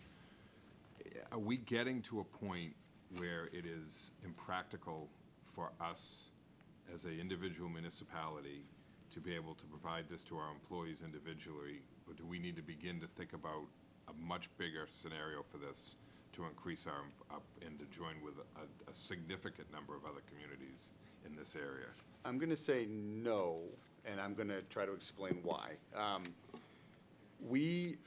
2 years ago, we finished an 18-month process with our union presidents and a representative for our retirees, where we changed carriers. So we had been averaging about 6% per year renewals with Tufts. We had been a Maya community from the very beginning 30 years ago. We left Maya in 2011 because they could not service a segment of our retirement population that we needed them to cover. So Danvers and a lot of communities left Maya. In the intervening years, they figured that out. And so Danvers and a lot of communities went back to Maya. So we redesigned our health plan. We put in place a high deductible plan that we spent about 1.5 years designing with the unions. So it's not it's called high deductible, but it's a $2,000, $4,000, so it's not like a $10,000 deductible plan. So it's a modest plan. And we worked out an agreement to partially fund the first couple of years of that. So we actually saw an incredibly high participation rate. I think we were close to 50% participation in our high deductible plan. And that was one of two options. So some folks opted to stay on the traditional benchmark plan. So three things. We went to a completely new plan design. We changed carriers. We introduced the opt-out. The cost of healthcare is going up. So the decrease here is deceptive. We budgeted that first year as if we were going to have another increase of 6% because we weren't sure what we were going to have coming out of the process. And by doing that, we were able to fund the first couple of years of the HSA contributions for the deductible plan as well as get the opt-out plan started. So we're already seeing the number go back up again. But the first year we were with Maya, our renewal was, I think, was it 0 last year? It was very low last year, and it's only 1% this year. So we're below trend at the moment. It's going to go higher. I mean, there's no question about that. But we've put ourselves in a really competitive position for the time being, and we have a long-standing relationship with Maya. I serve on the advisory board at Maya, so we have, if we don't like the numbers, we can always pick up the phone and start yelling at people, and we'll get more of an audience than we would with Tufts or Blue Cross Blue Shield. But in terms of 5 years from now, this is why the OPEB number is so difficult to get your arms around, because in order to really understand the true liability, you have to be able to project the cost of healthcare 20 years out. So I think we're in a good place now, but 5 years from now it'll be hard to say. Carter? If I might, Mike, I think that your premise about the healthcare insurance industry having dramatic increases, I wouldn't support that. I work for Harvard Pilgrim, work with Tufts, used to work for Blue Cross. One of the lesser known or secrets is that COVID actually was beneficial for health insurance companies. Everything that was COVID related was funded by the federal government, or not 100%, but largely funded by the federal government. And a lot of services were put on hold while COVID was happening. So the insurance companies, I don't want to say use the word benefited, but they didn't receive dramatic losses that I think you perceive to be predicated a large increase. I think they've made money hand over fist. Yes, they what have. I'm telling you is that they're going to come out of this, and we're going to see dramatic increases afterwards. That's my. I mean, I would see, project but differently being in the industry. We'll talk in 5 years. We'll Okay. We'll have a little gentleman's bet to see where we think we are in 5 years. Although it segues into my question with some of, with all of this going on, do we have a broker, or are we dealing direct with the agencies ourselves? We do. We use a. We have a. Do you want to take that? We don't. Oh, we. So Only one of you can be right. we're insured. We are insured by Blue Cross Blue Shield. Is the insurance company that we use. So we have a rep at Maya, who is our point person. We had a broker the year we left Tufts. Up until this, so for the first 2 years, we've been negotiating directly with our contact person at Maya.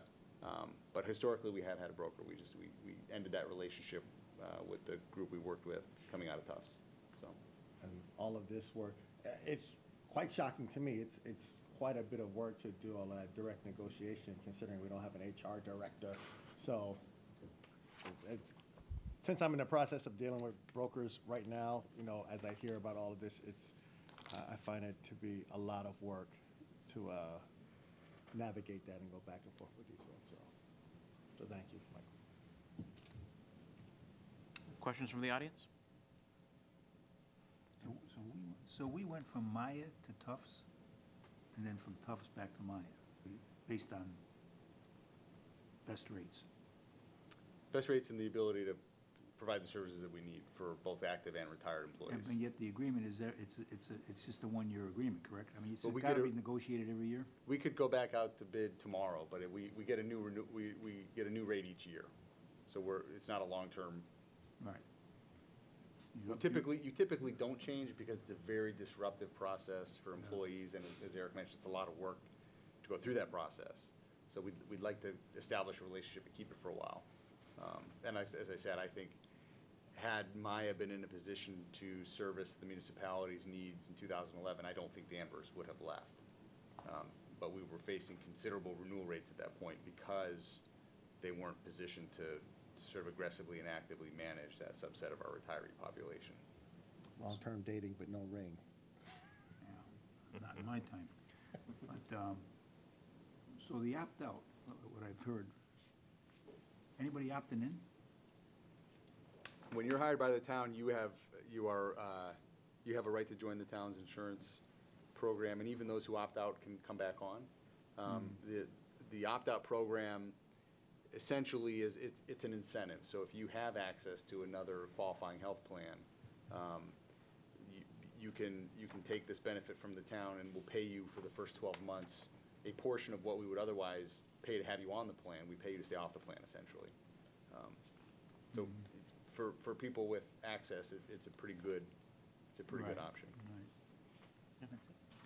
Thank you. Until those other employers get smart and start offering a more lucrative incentive for them to come back onto the town's plan, and they'll have to Well, reassess. that was my things. opt-in question. Okay, Great. Is there a motion? move the budget. Second. All in favor? Aye. All right. Opposed?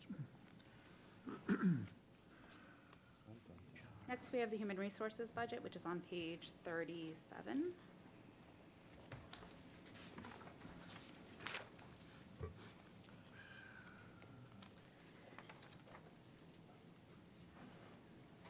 The increase you see in the salary and wages line is from anticipated hiring of an HR director instead of the currently budgeted HR generalist position. And the increase in the operating line is due to, we included some funding both in the consulting and the training lines for the DEI to complete some work. So you see some increases in both of those lines, and that's related to work for the DEI. There's also some modest increases in the medical exam line. A couple years ago, we consolidated the medical exams from across all the individual budgets into the HR budget, who's managing that function. And there needed to be a slight greater increase than we had anticipated due to the number of exams. And we're happy to answer any questions. Eric? So I suspect I know the answer, but I'll just lob this softball out. The clear value added of bringing on an HR director, what are you really hoping to accomplish? There are a number of priorities for the office that at this time, due to the workload of the other staff, we're not able to get to. There's some, some higher level work that we'd like them to tackle. So we're excited to bring them on and have them with that. And we also have, like everybody else, an unprecedented number of recruitments going on. So we'll be happy to have another set of eyes, ears, and hands to help with those recruitments.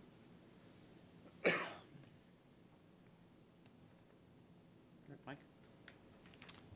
No, I'm good, thank you. Paul? Well, I might amplify a little bit on what Eric said too. I think that did you say the DEI director, or did I misunderstand? I was talking about the HR director. Oh, the in general. HR director, yeah, okay, no,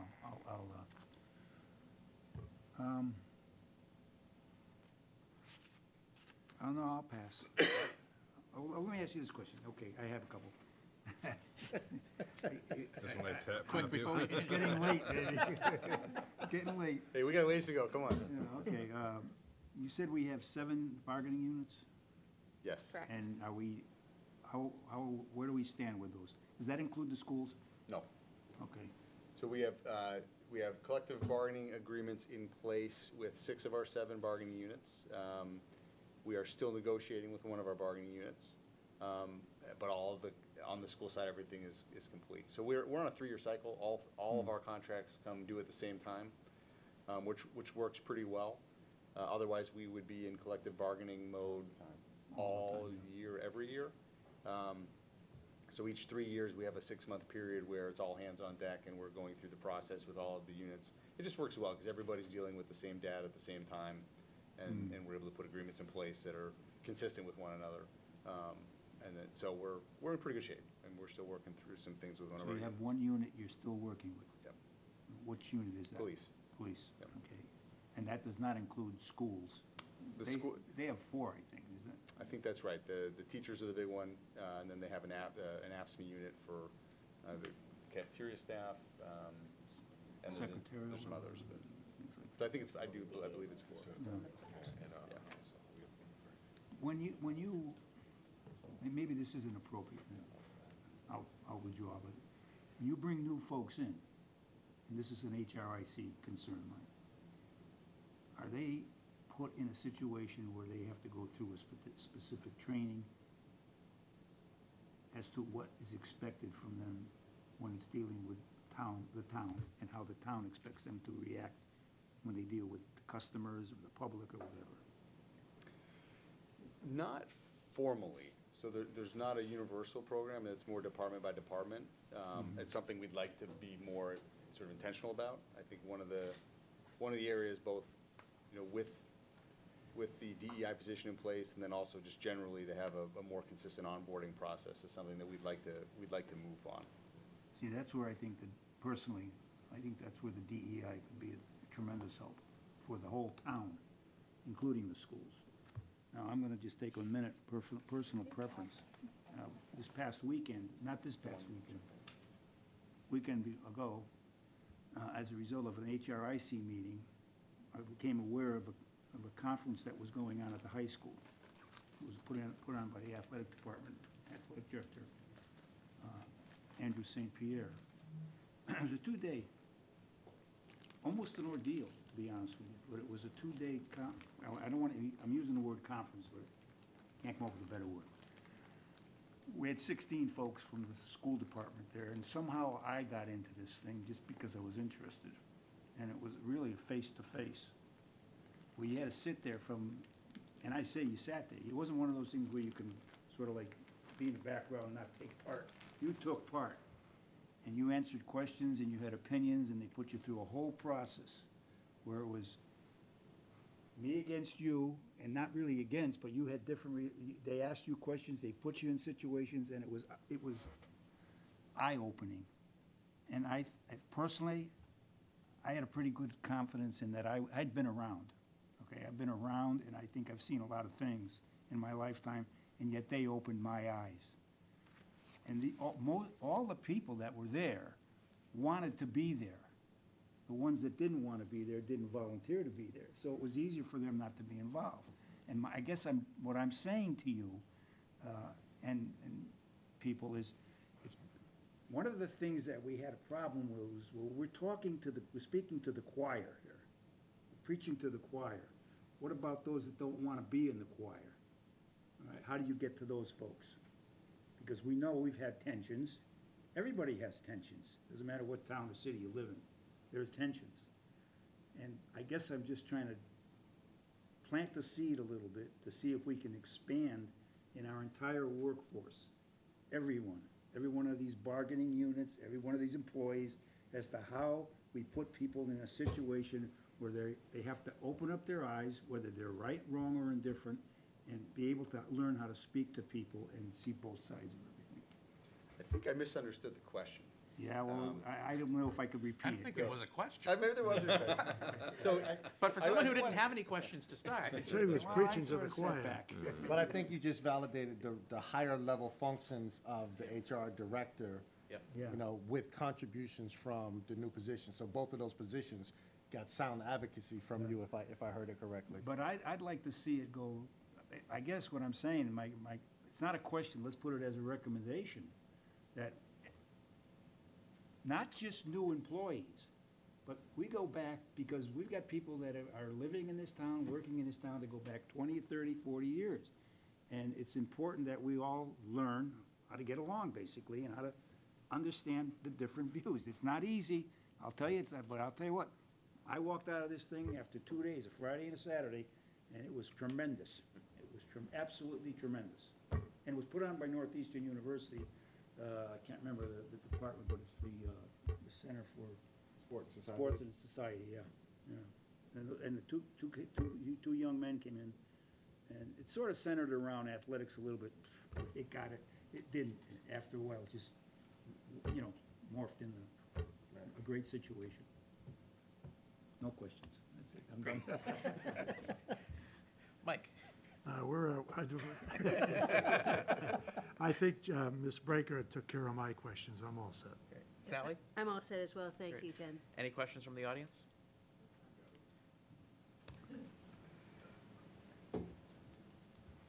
Just not clear on how many employees are in this division.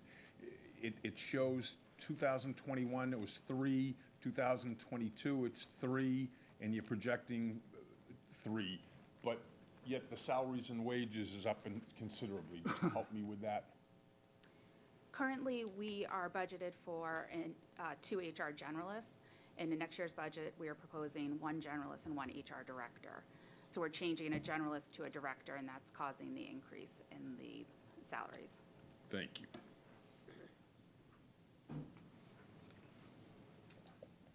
Move the budget. Second. All in favor? Aye. Opposed? I approve whatever he was talking about.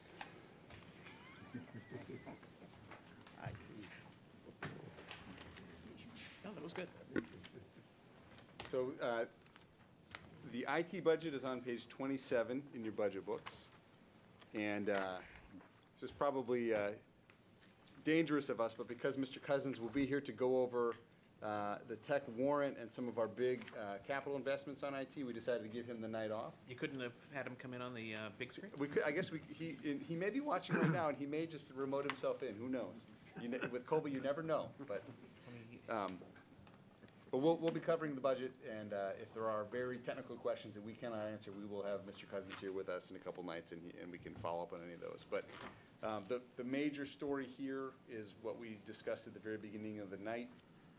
We have about $130,000 of expenses that show up as an increase in this budget, which are really shifts from the what would have been the tech warrant expenses. So there's an $80,000 increase in the I think it's showing up in the computer maintenance line, and that is for a refresh of school cameras, which we're taking responsibility for.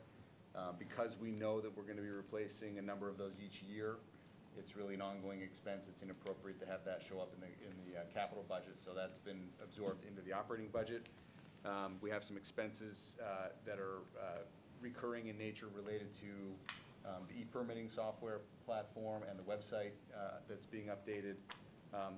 So when you back out some of these increases, I think the sort of the non-transfer portion is about a 3.7% increase. So the big story here is the transfers over from free cash into the operating budget. Happy to take questions. Sal?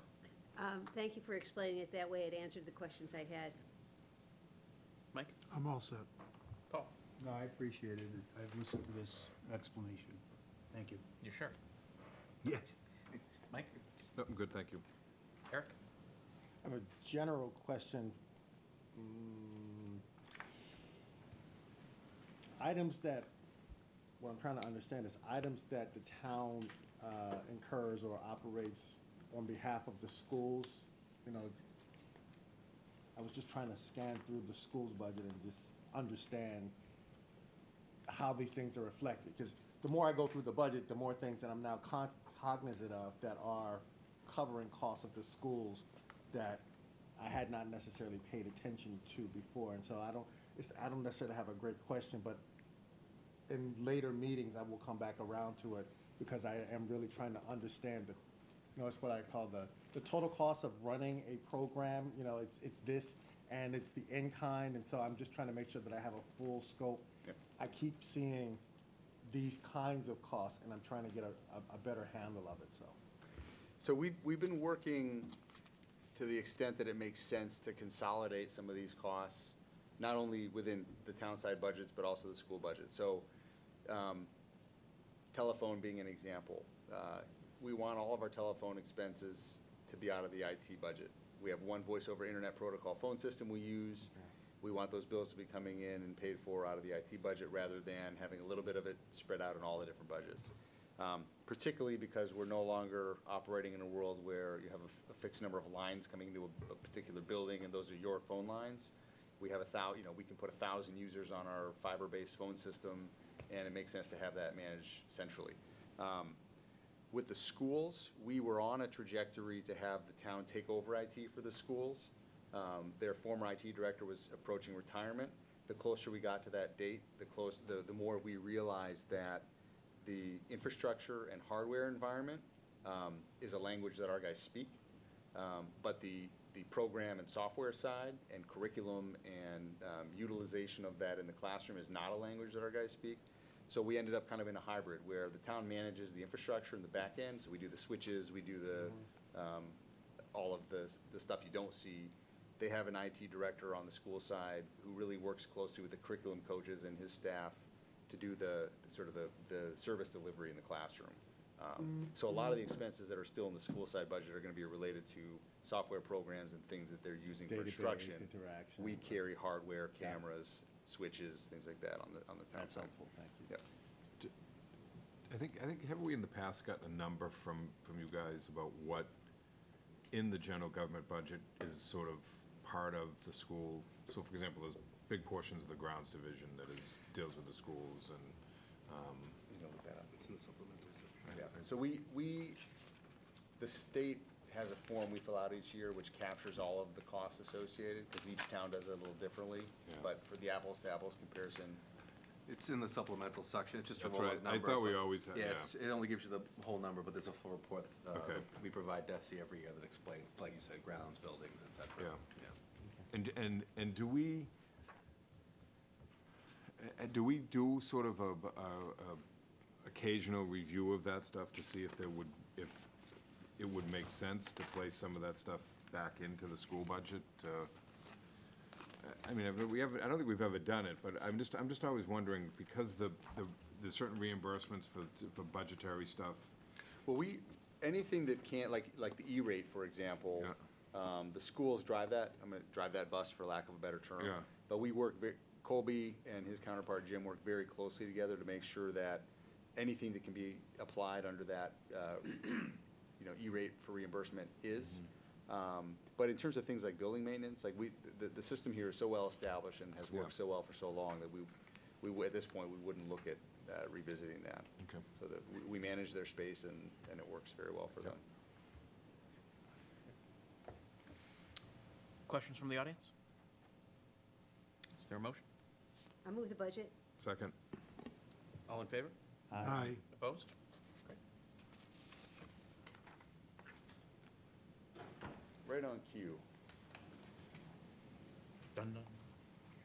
We are now joined by Chief Jamie Lovell, and I will do my required 30,000-foot overview, and then we have the content area expert now on hand to answer any follow-up questions that you may have. So if you turn to page 41 in your budget book, you will see a breakout of the police budget for the year. I'll point out two of the increases that we would anticipate questions on, and then Jamie and I would be happy to take any follow-up questions you have. But the first is in overtime. You'll see a $61,000 increase. That is to address year-to-date trend that is not fully captured in our 3-year average. We have a number of vacancies right now in police.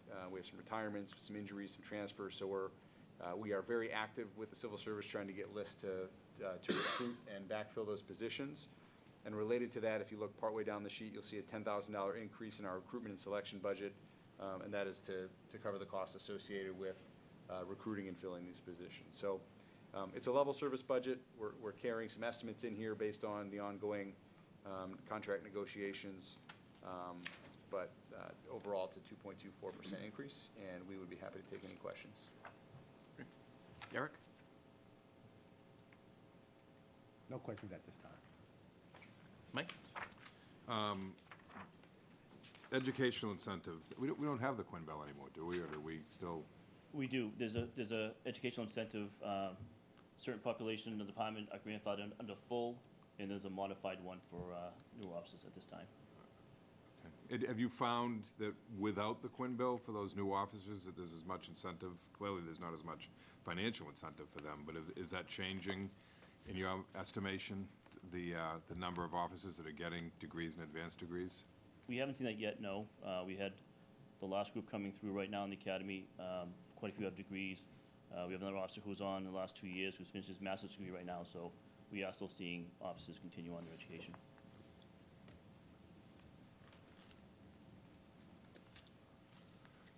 Okay, how many uniformed officers do we have, Chief?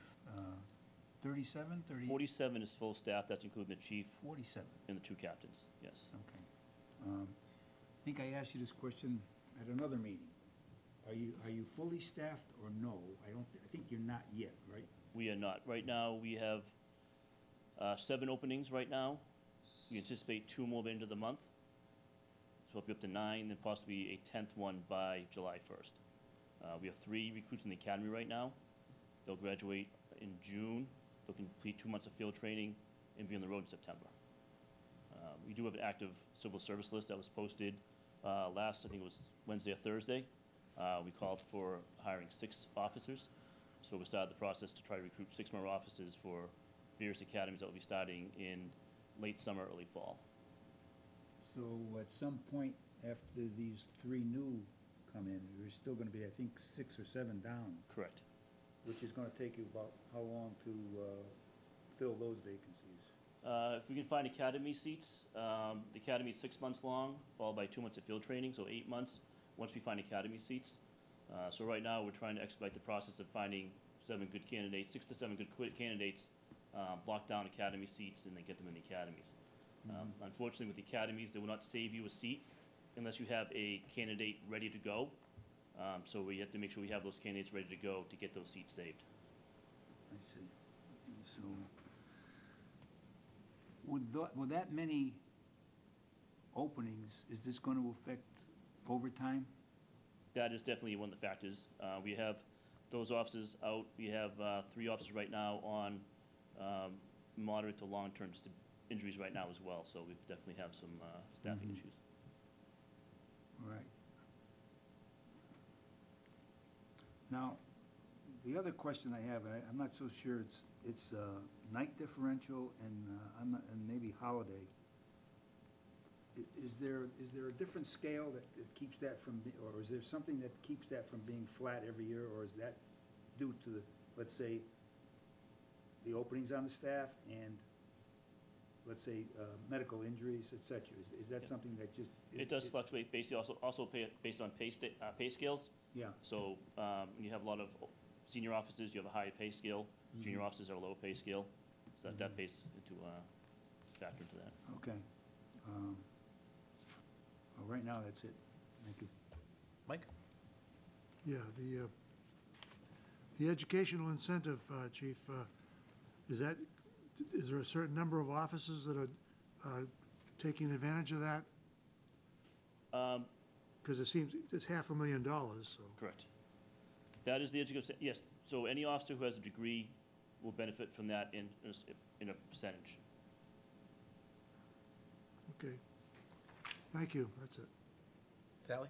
Thank you. Thanks, Chief, for being here. How often are there academies? MPTC tries to sponsor them as needed. Right now, the Reading Academy, which has been there since I started back in 1998, is moving to Linfield. MPTC purchased the Boston Sports Fitness behind Market Street in Linfield, and they're renovating that now. That's going to hopefully be able to run 2 or 3 classes at a time. We use any academy we can find. We've used Lowell Police Department Academy, Northern Essex Community College. We've sent people to Randolph before. We've had officers in the Boston Police Academy before. So as we start getting candidates available, we'll start making the phone calls and try to secure seats as fast as we can. And you said the academy lasts for 6 months, followed by 2 months of. Field training, yes.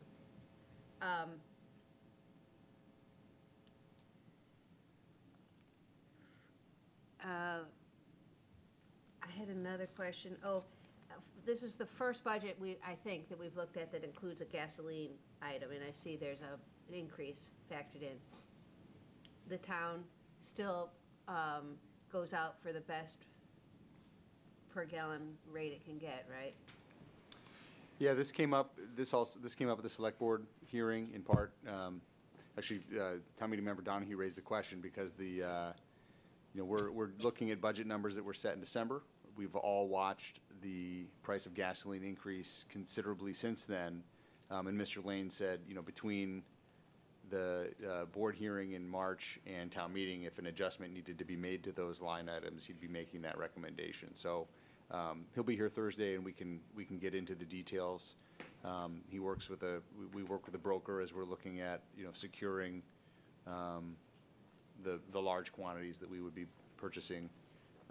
But yes, it's up. But that I would also note, as David did in March, it's up, but these numbers are now stale. So this was up based on where we were a couple months ago. So if we need to make adjustment, we certainly will. Yeah. Sally, if I may, just to jump in, obviously it probably wouldn't work with a police cruiser that's running 24 hours a day, but I can imagine in many instances where electric vehicles would be more appropriate going forward. Is there any kind of a policy that the town is looking toward where maybe administrative police and fire vehicles and DPW vehicles or staff-operated vehicles are being transitioned to electric vehicles? We've started to incorporate more electric into our fleet, and as a policy, we would love to incorporate more. That question also came up at the select board. That's something David and Clint and their teams are looking at. But we do have options, especially with the administrative fleet, to start to move more aggressively in that direction. No formal policy at this point, but I think, again, on Thursday, David would love to have a conversation with the Finance Committee about where he sees that going, because I think there are some opportunities. I mean, are there electric police cruisers out there at this point, Chief, that they're sort of bringing in online? They're relatively new. Topsfield's the closest community who has one. They have one of the Ford Mustang Mach E cruisers. It is it's about 6 months to a year, 6 months old probably. Yeah. They're a small department. They're able to offset that with other cruisers that they have for the fleet. There could be a good test kind of pilot program to kind of watch and see how they make out. But they're the first one in this area who I think has one. There is a chief in Ipswich has a Tesla, I think, as well. Oh, Tesla, wow. Sally, It's better than Ipswich is the Taurus, first thing Taurus Kelly the old was man. Yep. Jamie's not into statements like that. He'd prefer a Chevy Volt if we can get him one of those. I was gonna say, the old man had a Taurus, I think, was what he got, so. Sally? Thank you. I wanted to congratulate you, Chief, and your department for getting the Advanced Law Enforcement Accreditation again. Thank you very much. That's exciting. And, I was thinking with all the changes going on, the staffing changes that you're talking about in the department, for the budget to come in at just less than 2.25% increases, I think very impressive. So I just wanted to congratulate you and mention that as well. Thank you. Thank you.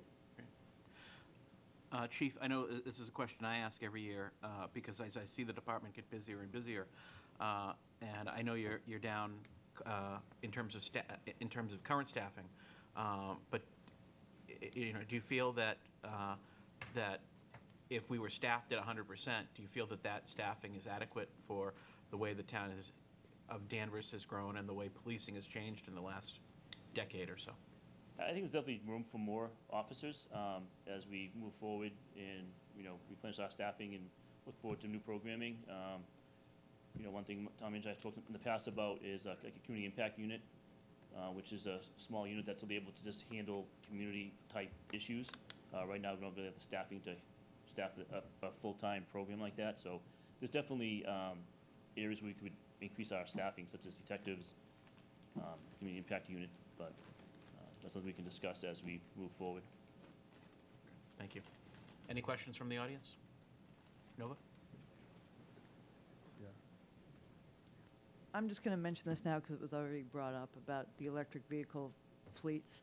Because I haven't seen anything in any budgets being directed towards climate change impacts that we're going to have. And so I think that this would be just at least a tiny step that we need to take because our budgets are definitely going to balloon with certain aspects. I don't know if that's going to be handled department by department, like if the electric department's going to handle everything if we have more windstorms or whatever, but I know that we're going to have to start doing something. So electric vehicles, whatever we can do. Is this the opportunity where I make a shameless plug for the Please. climate action, sustainability, resiliency plan that is being spearheaded by Jeff Alley and Clint Allen in our electric department? Please. This was a strategic goal of the select board this year. Yeah.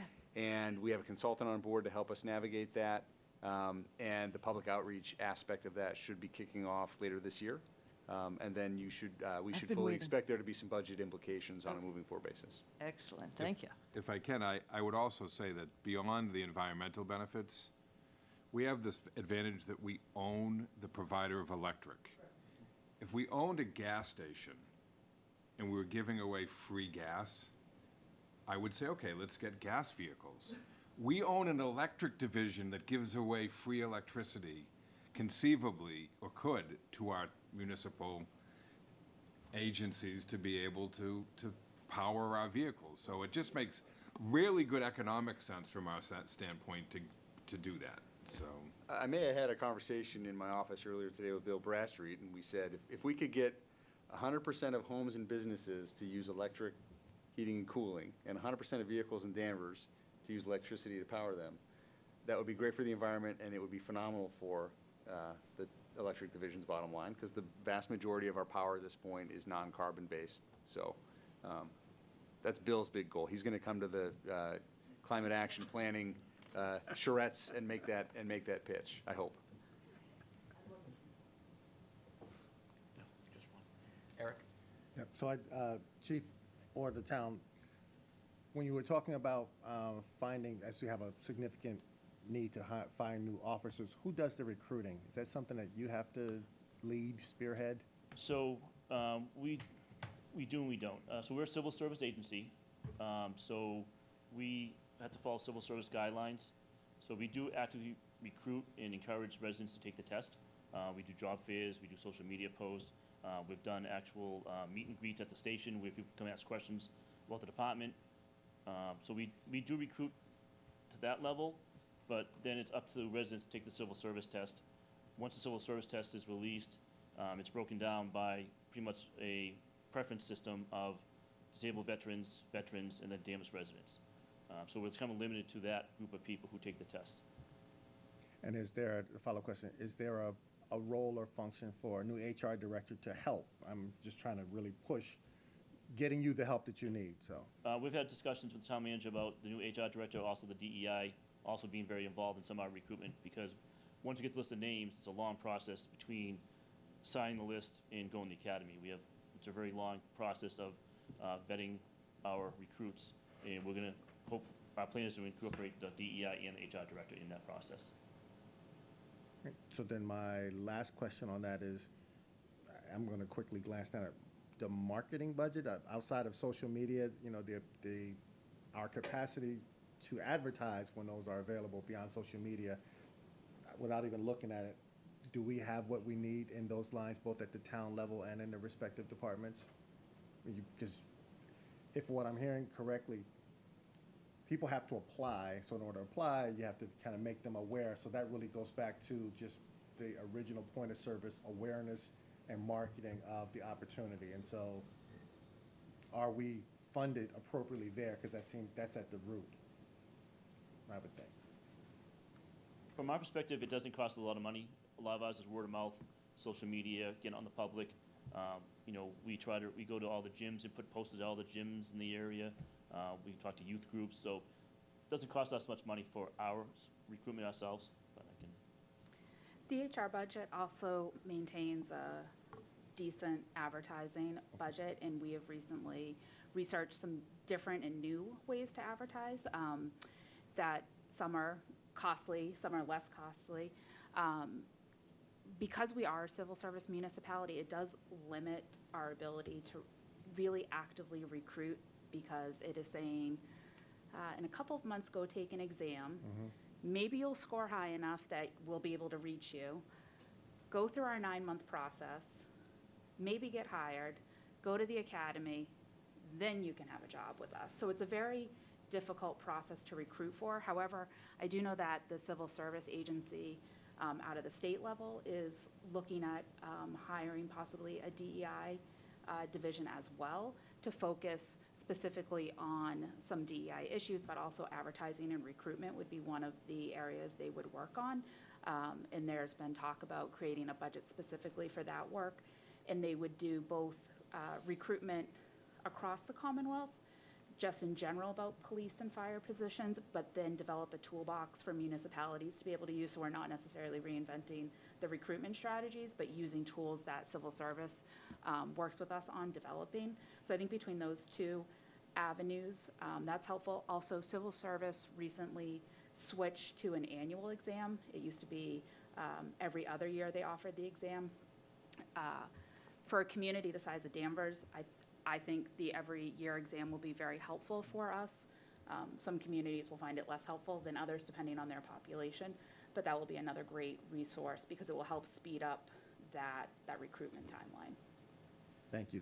That's what I was hoping to hear, in addition to what our traditional methods are, really taking a fresh set of eyes and applying what we know to be a lot of questions about a long process, and how do we make that easier for someone to access and know on the front end so that it's helpful.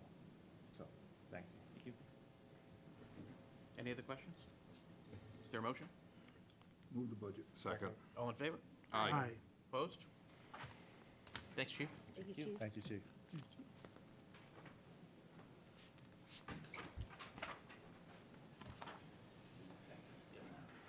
They even wore the appropriate colored ties. I know, look at that, the coordinators. Like we planned. So up next is the fire budget. We're joined tonight by Deputy Chief Brian Barry, standing in for Chief Amralt, who is sick and unable to be with us this evening.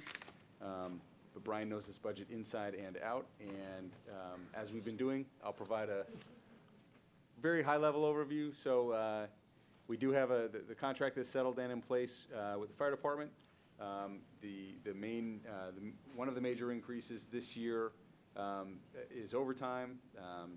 This is, again, catching up with trend, we use a rolling average to project what we're going to use with a little more weight on the recent years, and we've been chasing this number. So there's a $51,000 increase there. There's also an increase, you'll notice, in the EMT incentive. That was something that was negotiated as part of the collective bargaining agreement this time around. Slight decrease in the operating.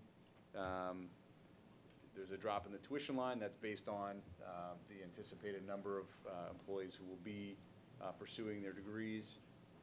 Not reflected in this budget, but something that we wanted to start talking about now at the bottom here.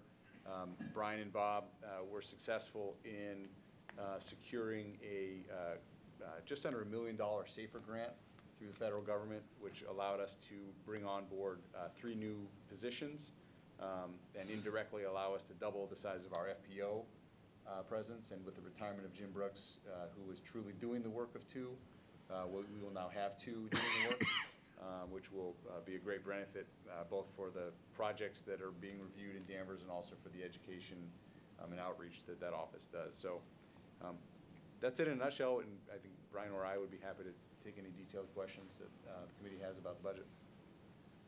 Eric? So, to beat an old horse or whatever, how far have conversations gone with the electrification of this new vehicle? So I see this. So there's a new vehicle in the budget for Capital outlay for the fire department, yeah. $60,000. And so my question, has there been much conversation prior to that one being done? That might be an opportunity to address that, or maybe it's too late in the thinking that you've already kind of, Were you listening in on the discussion about it, electrifying the admin fleet? Yeah, so. Or hybrid, right? So if not total electrification, even a hybrid option, since every new vehicle presents that opportunity. Yep, I understand. So the vehicle that we're purchasing, we actually, the past couple of vehicles we've purchased have been slightly larger SUVs because they meet our needs better for the department. In the past, we have had no hybrid or electric vehicles, but we've had some smaller vehicles, such as like a Ford Escape. We currently have 2 Ford Explorers. and they really don't meet the needs of the equipment that we need on these vehicles. So I'm not convinced that there is an all-electric option out there for us at this time, but it would be something that would be certainly open to in the future. Thank you. What are the needs of the vehicle? I don't mean to interrupt. But what are the needs of a vehicle for the fire inspector, for example? So all of the vehicles that are on the road with Danvers Fire Department staff, personnel in them, they're fully equipped with medical equipment, defibs. Some of the vehicles have, they're set up so they can work as a command post. I can tell you that one of the things, Captain Brooks used to use his own pickup truck quite often because his vehicle wasn't sufficient. So when he does education and fire extinguisher demonstrations and things like that, like they need areas to, storage areas for all that equipment. And he had to use his personal vehicle quite often, whereas the smaller vehicle just doesn't have that capability. I would just say, would the Ford F-150 Lightning, fully electric, with the power plant attached to it, be sufficient? 2025. I'm sorry. I think they're all I got sold. ahead of myself. Thank you. Yeah. I was trying to buy one. Our finance director is getting, we're hearing Mustangs and F-150 Lightnings and all kinds of exciting apparatus. It's, Free fuel. Yep. so, thank you. You're welcome. Mike? We're gonna have to agree to disagree, Brian, about what you guys need in your vehicles. Well, I think I have the operational knowledge advantage. Yeah, And we hold the purse strings. No, I understand it. So Town also meeting, just, so when you look at that vehicle and the cost is $60,000, let me explain. The vehicle itself is not. Yeah, because, so let's just, for the sake of it, because that's a good one to talk about, because we're looking on that same budget, a similar SUV, similar meaning that we've got one that's gonna go with another department Yep. that we're expending $38,000 for. So what you do need to be able to provide to us is why should we spend, and I hate fighting over $22,000 in a $50 million budget, but you do need to sort of provide, I think, that why. I'd be glad to do that. So Yeah. the vehicle itself is a fleet vehicle bought through the Plymouth County Commissioner's bid program. The price on it is actually just over $40,000. We are trading a vehicle that we've exhausted our use for. It's a 2005 Chevrolet pickup truck that we have in the department. We're trading that in, brings the price down to about just under $37,000. What cost, we probably won't spend the entire $60,000, but the upfit of that vehicle, what costs a lot of money is when you put public safety on anything, emergency lighting, sirens, there is some equipment that needs to be installed in it, and just the mobile two-way radio, just that in itself is $5,000-$6,000. So that's close to $20,000 in upfit costs in addition to the vehicle, which that department may not have that cost. Okay.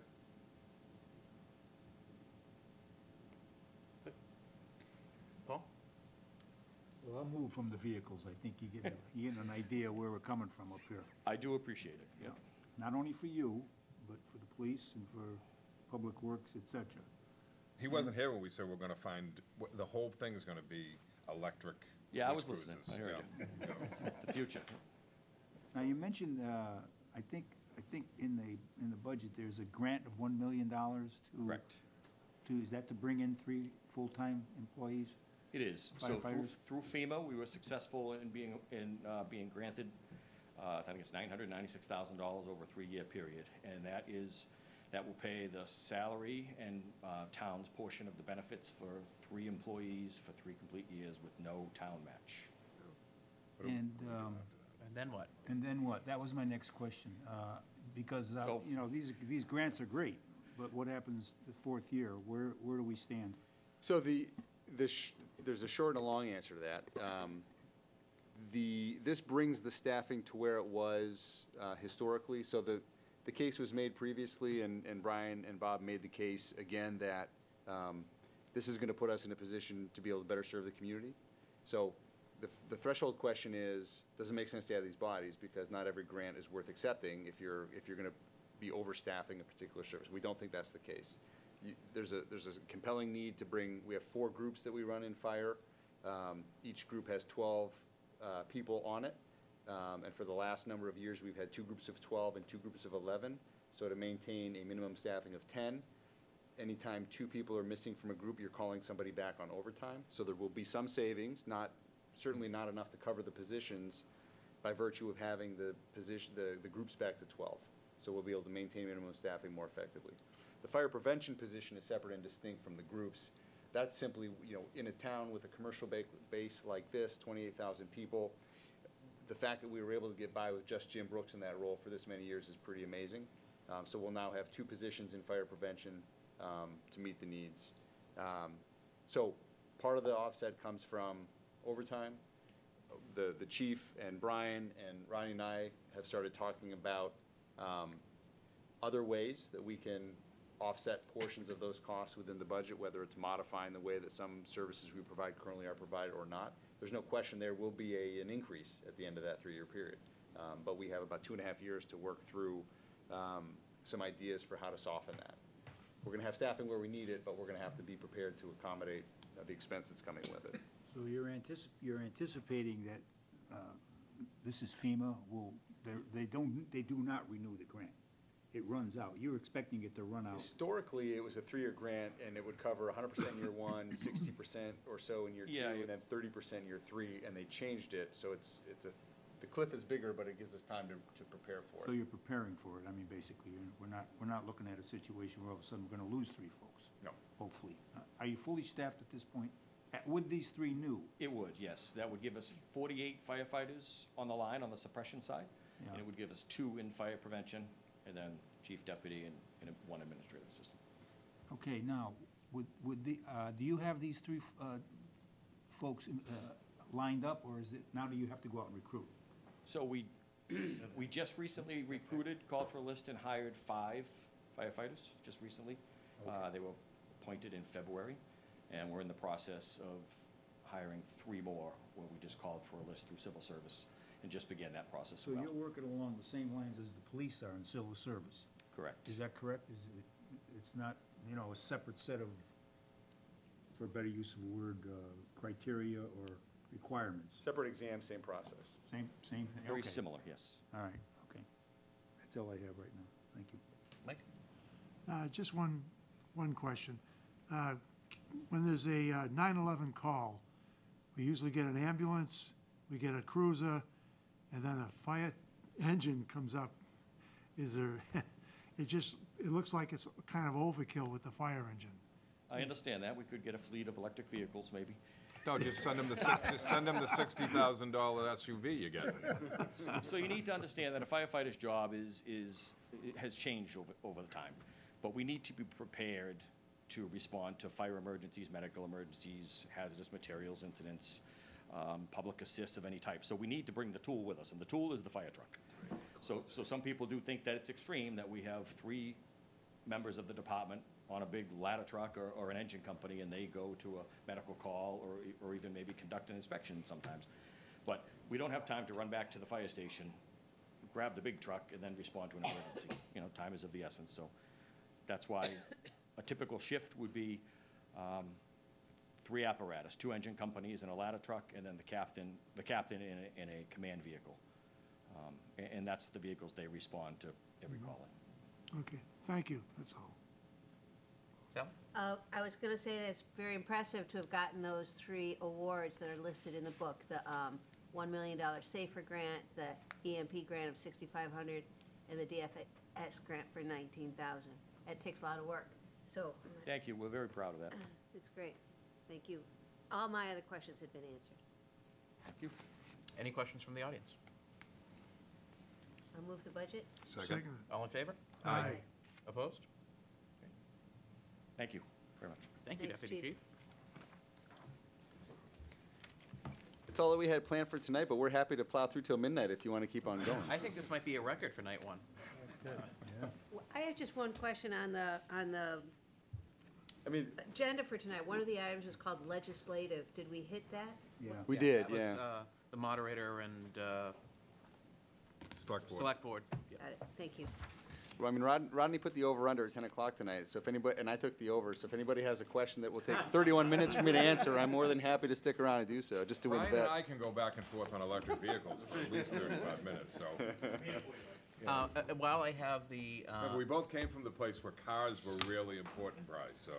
while I do have the FinCom here, I do want to just draw your attention to the fact that, because you haven't been to the last several, you're all expected to be at the annual town meeting on May 16th in the auditorium at the Danvers High School. So, We appreciate you bringing I that can't to wait our to have you attention. all with me again. Oh, my. So- Really, is this like Misery Loves Company, is that what that? Misery.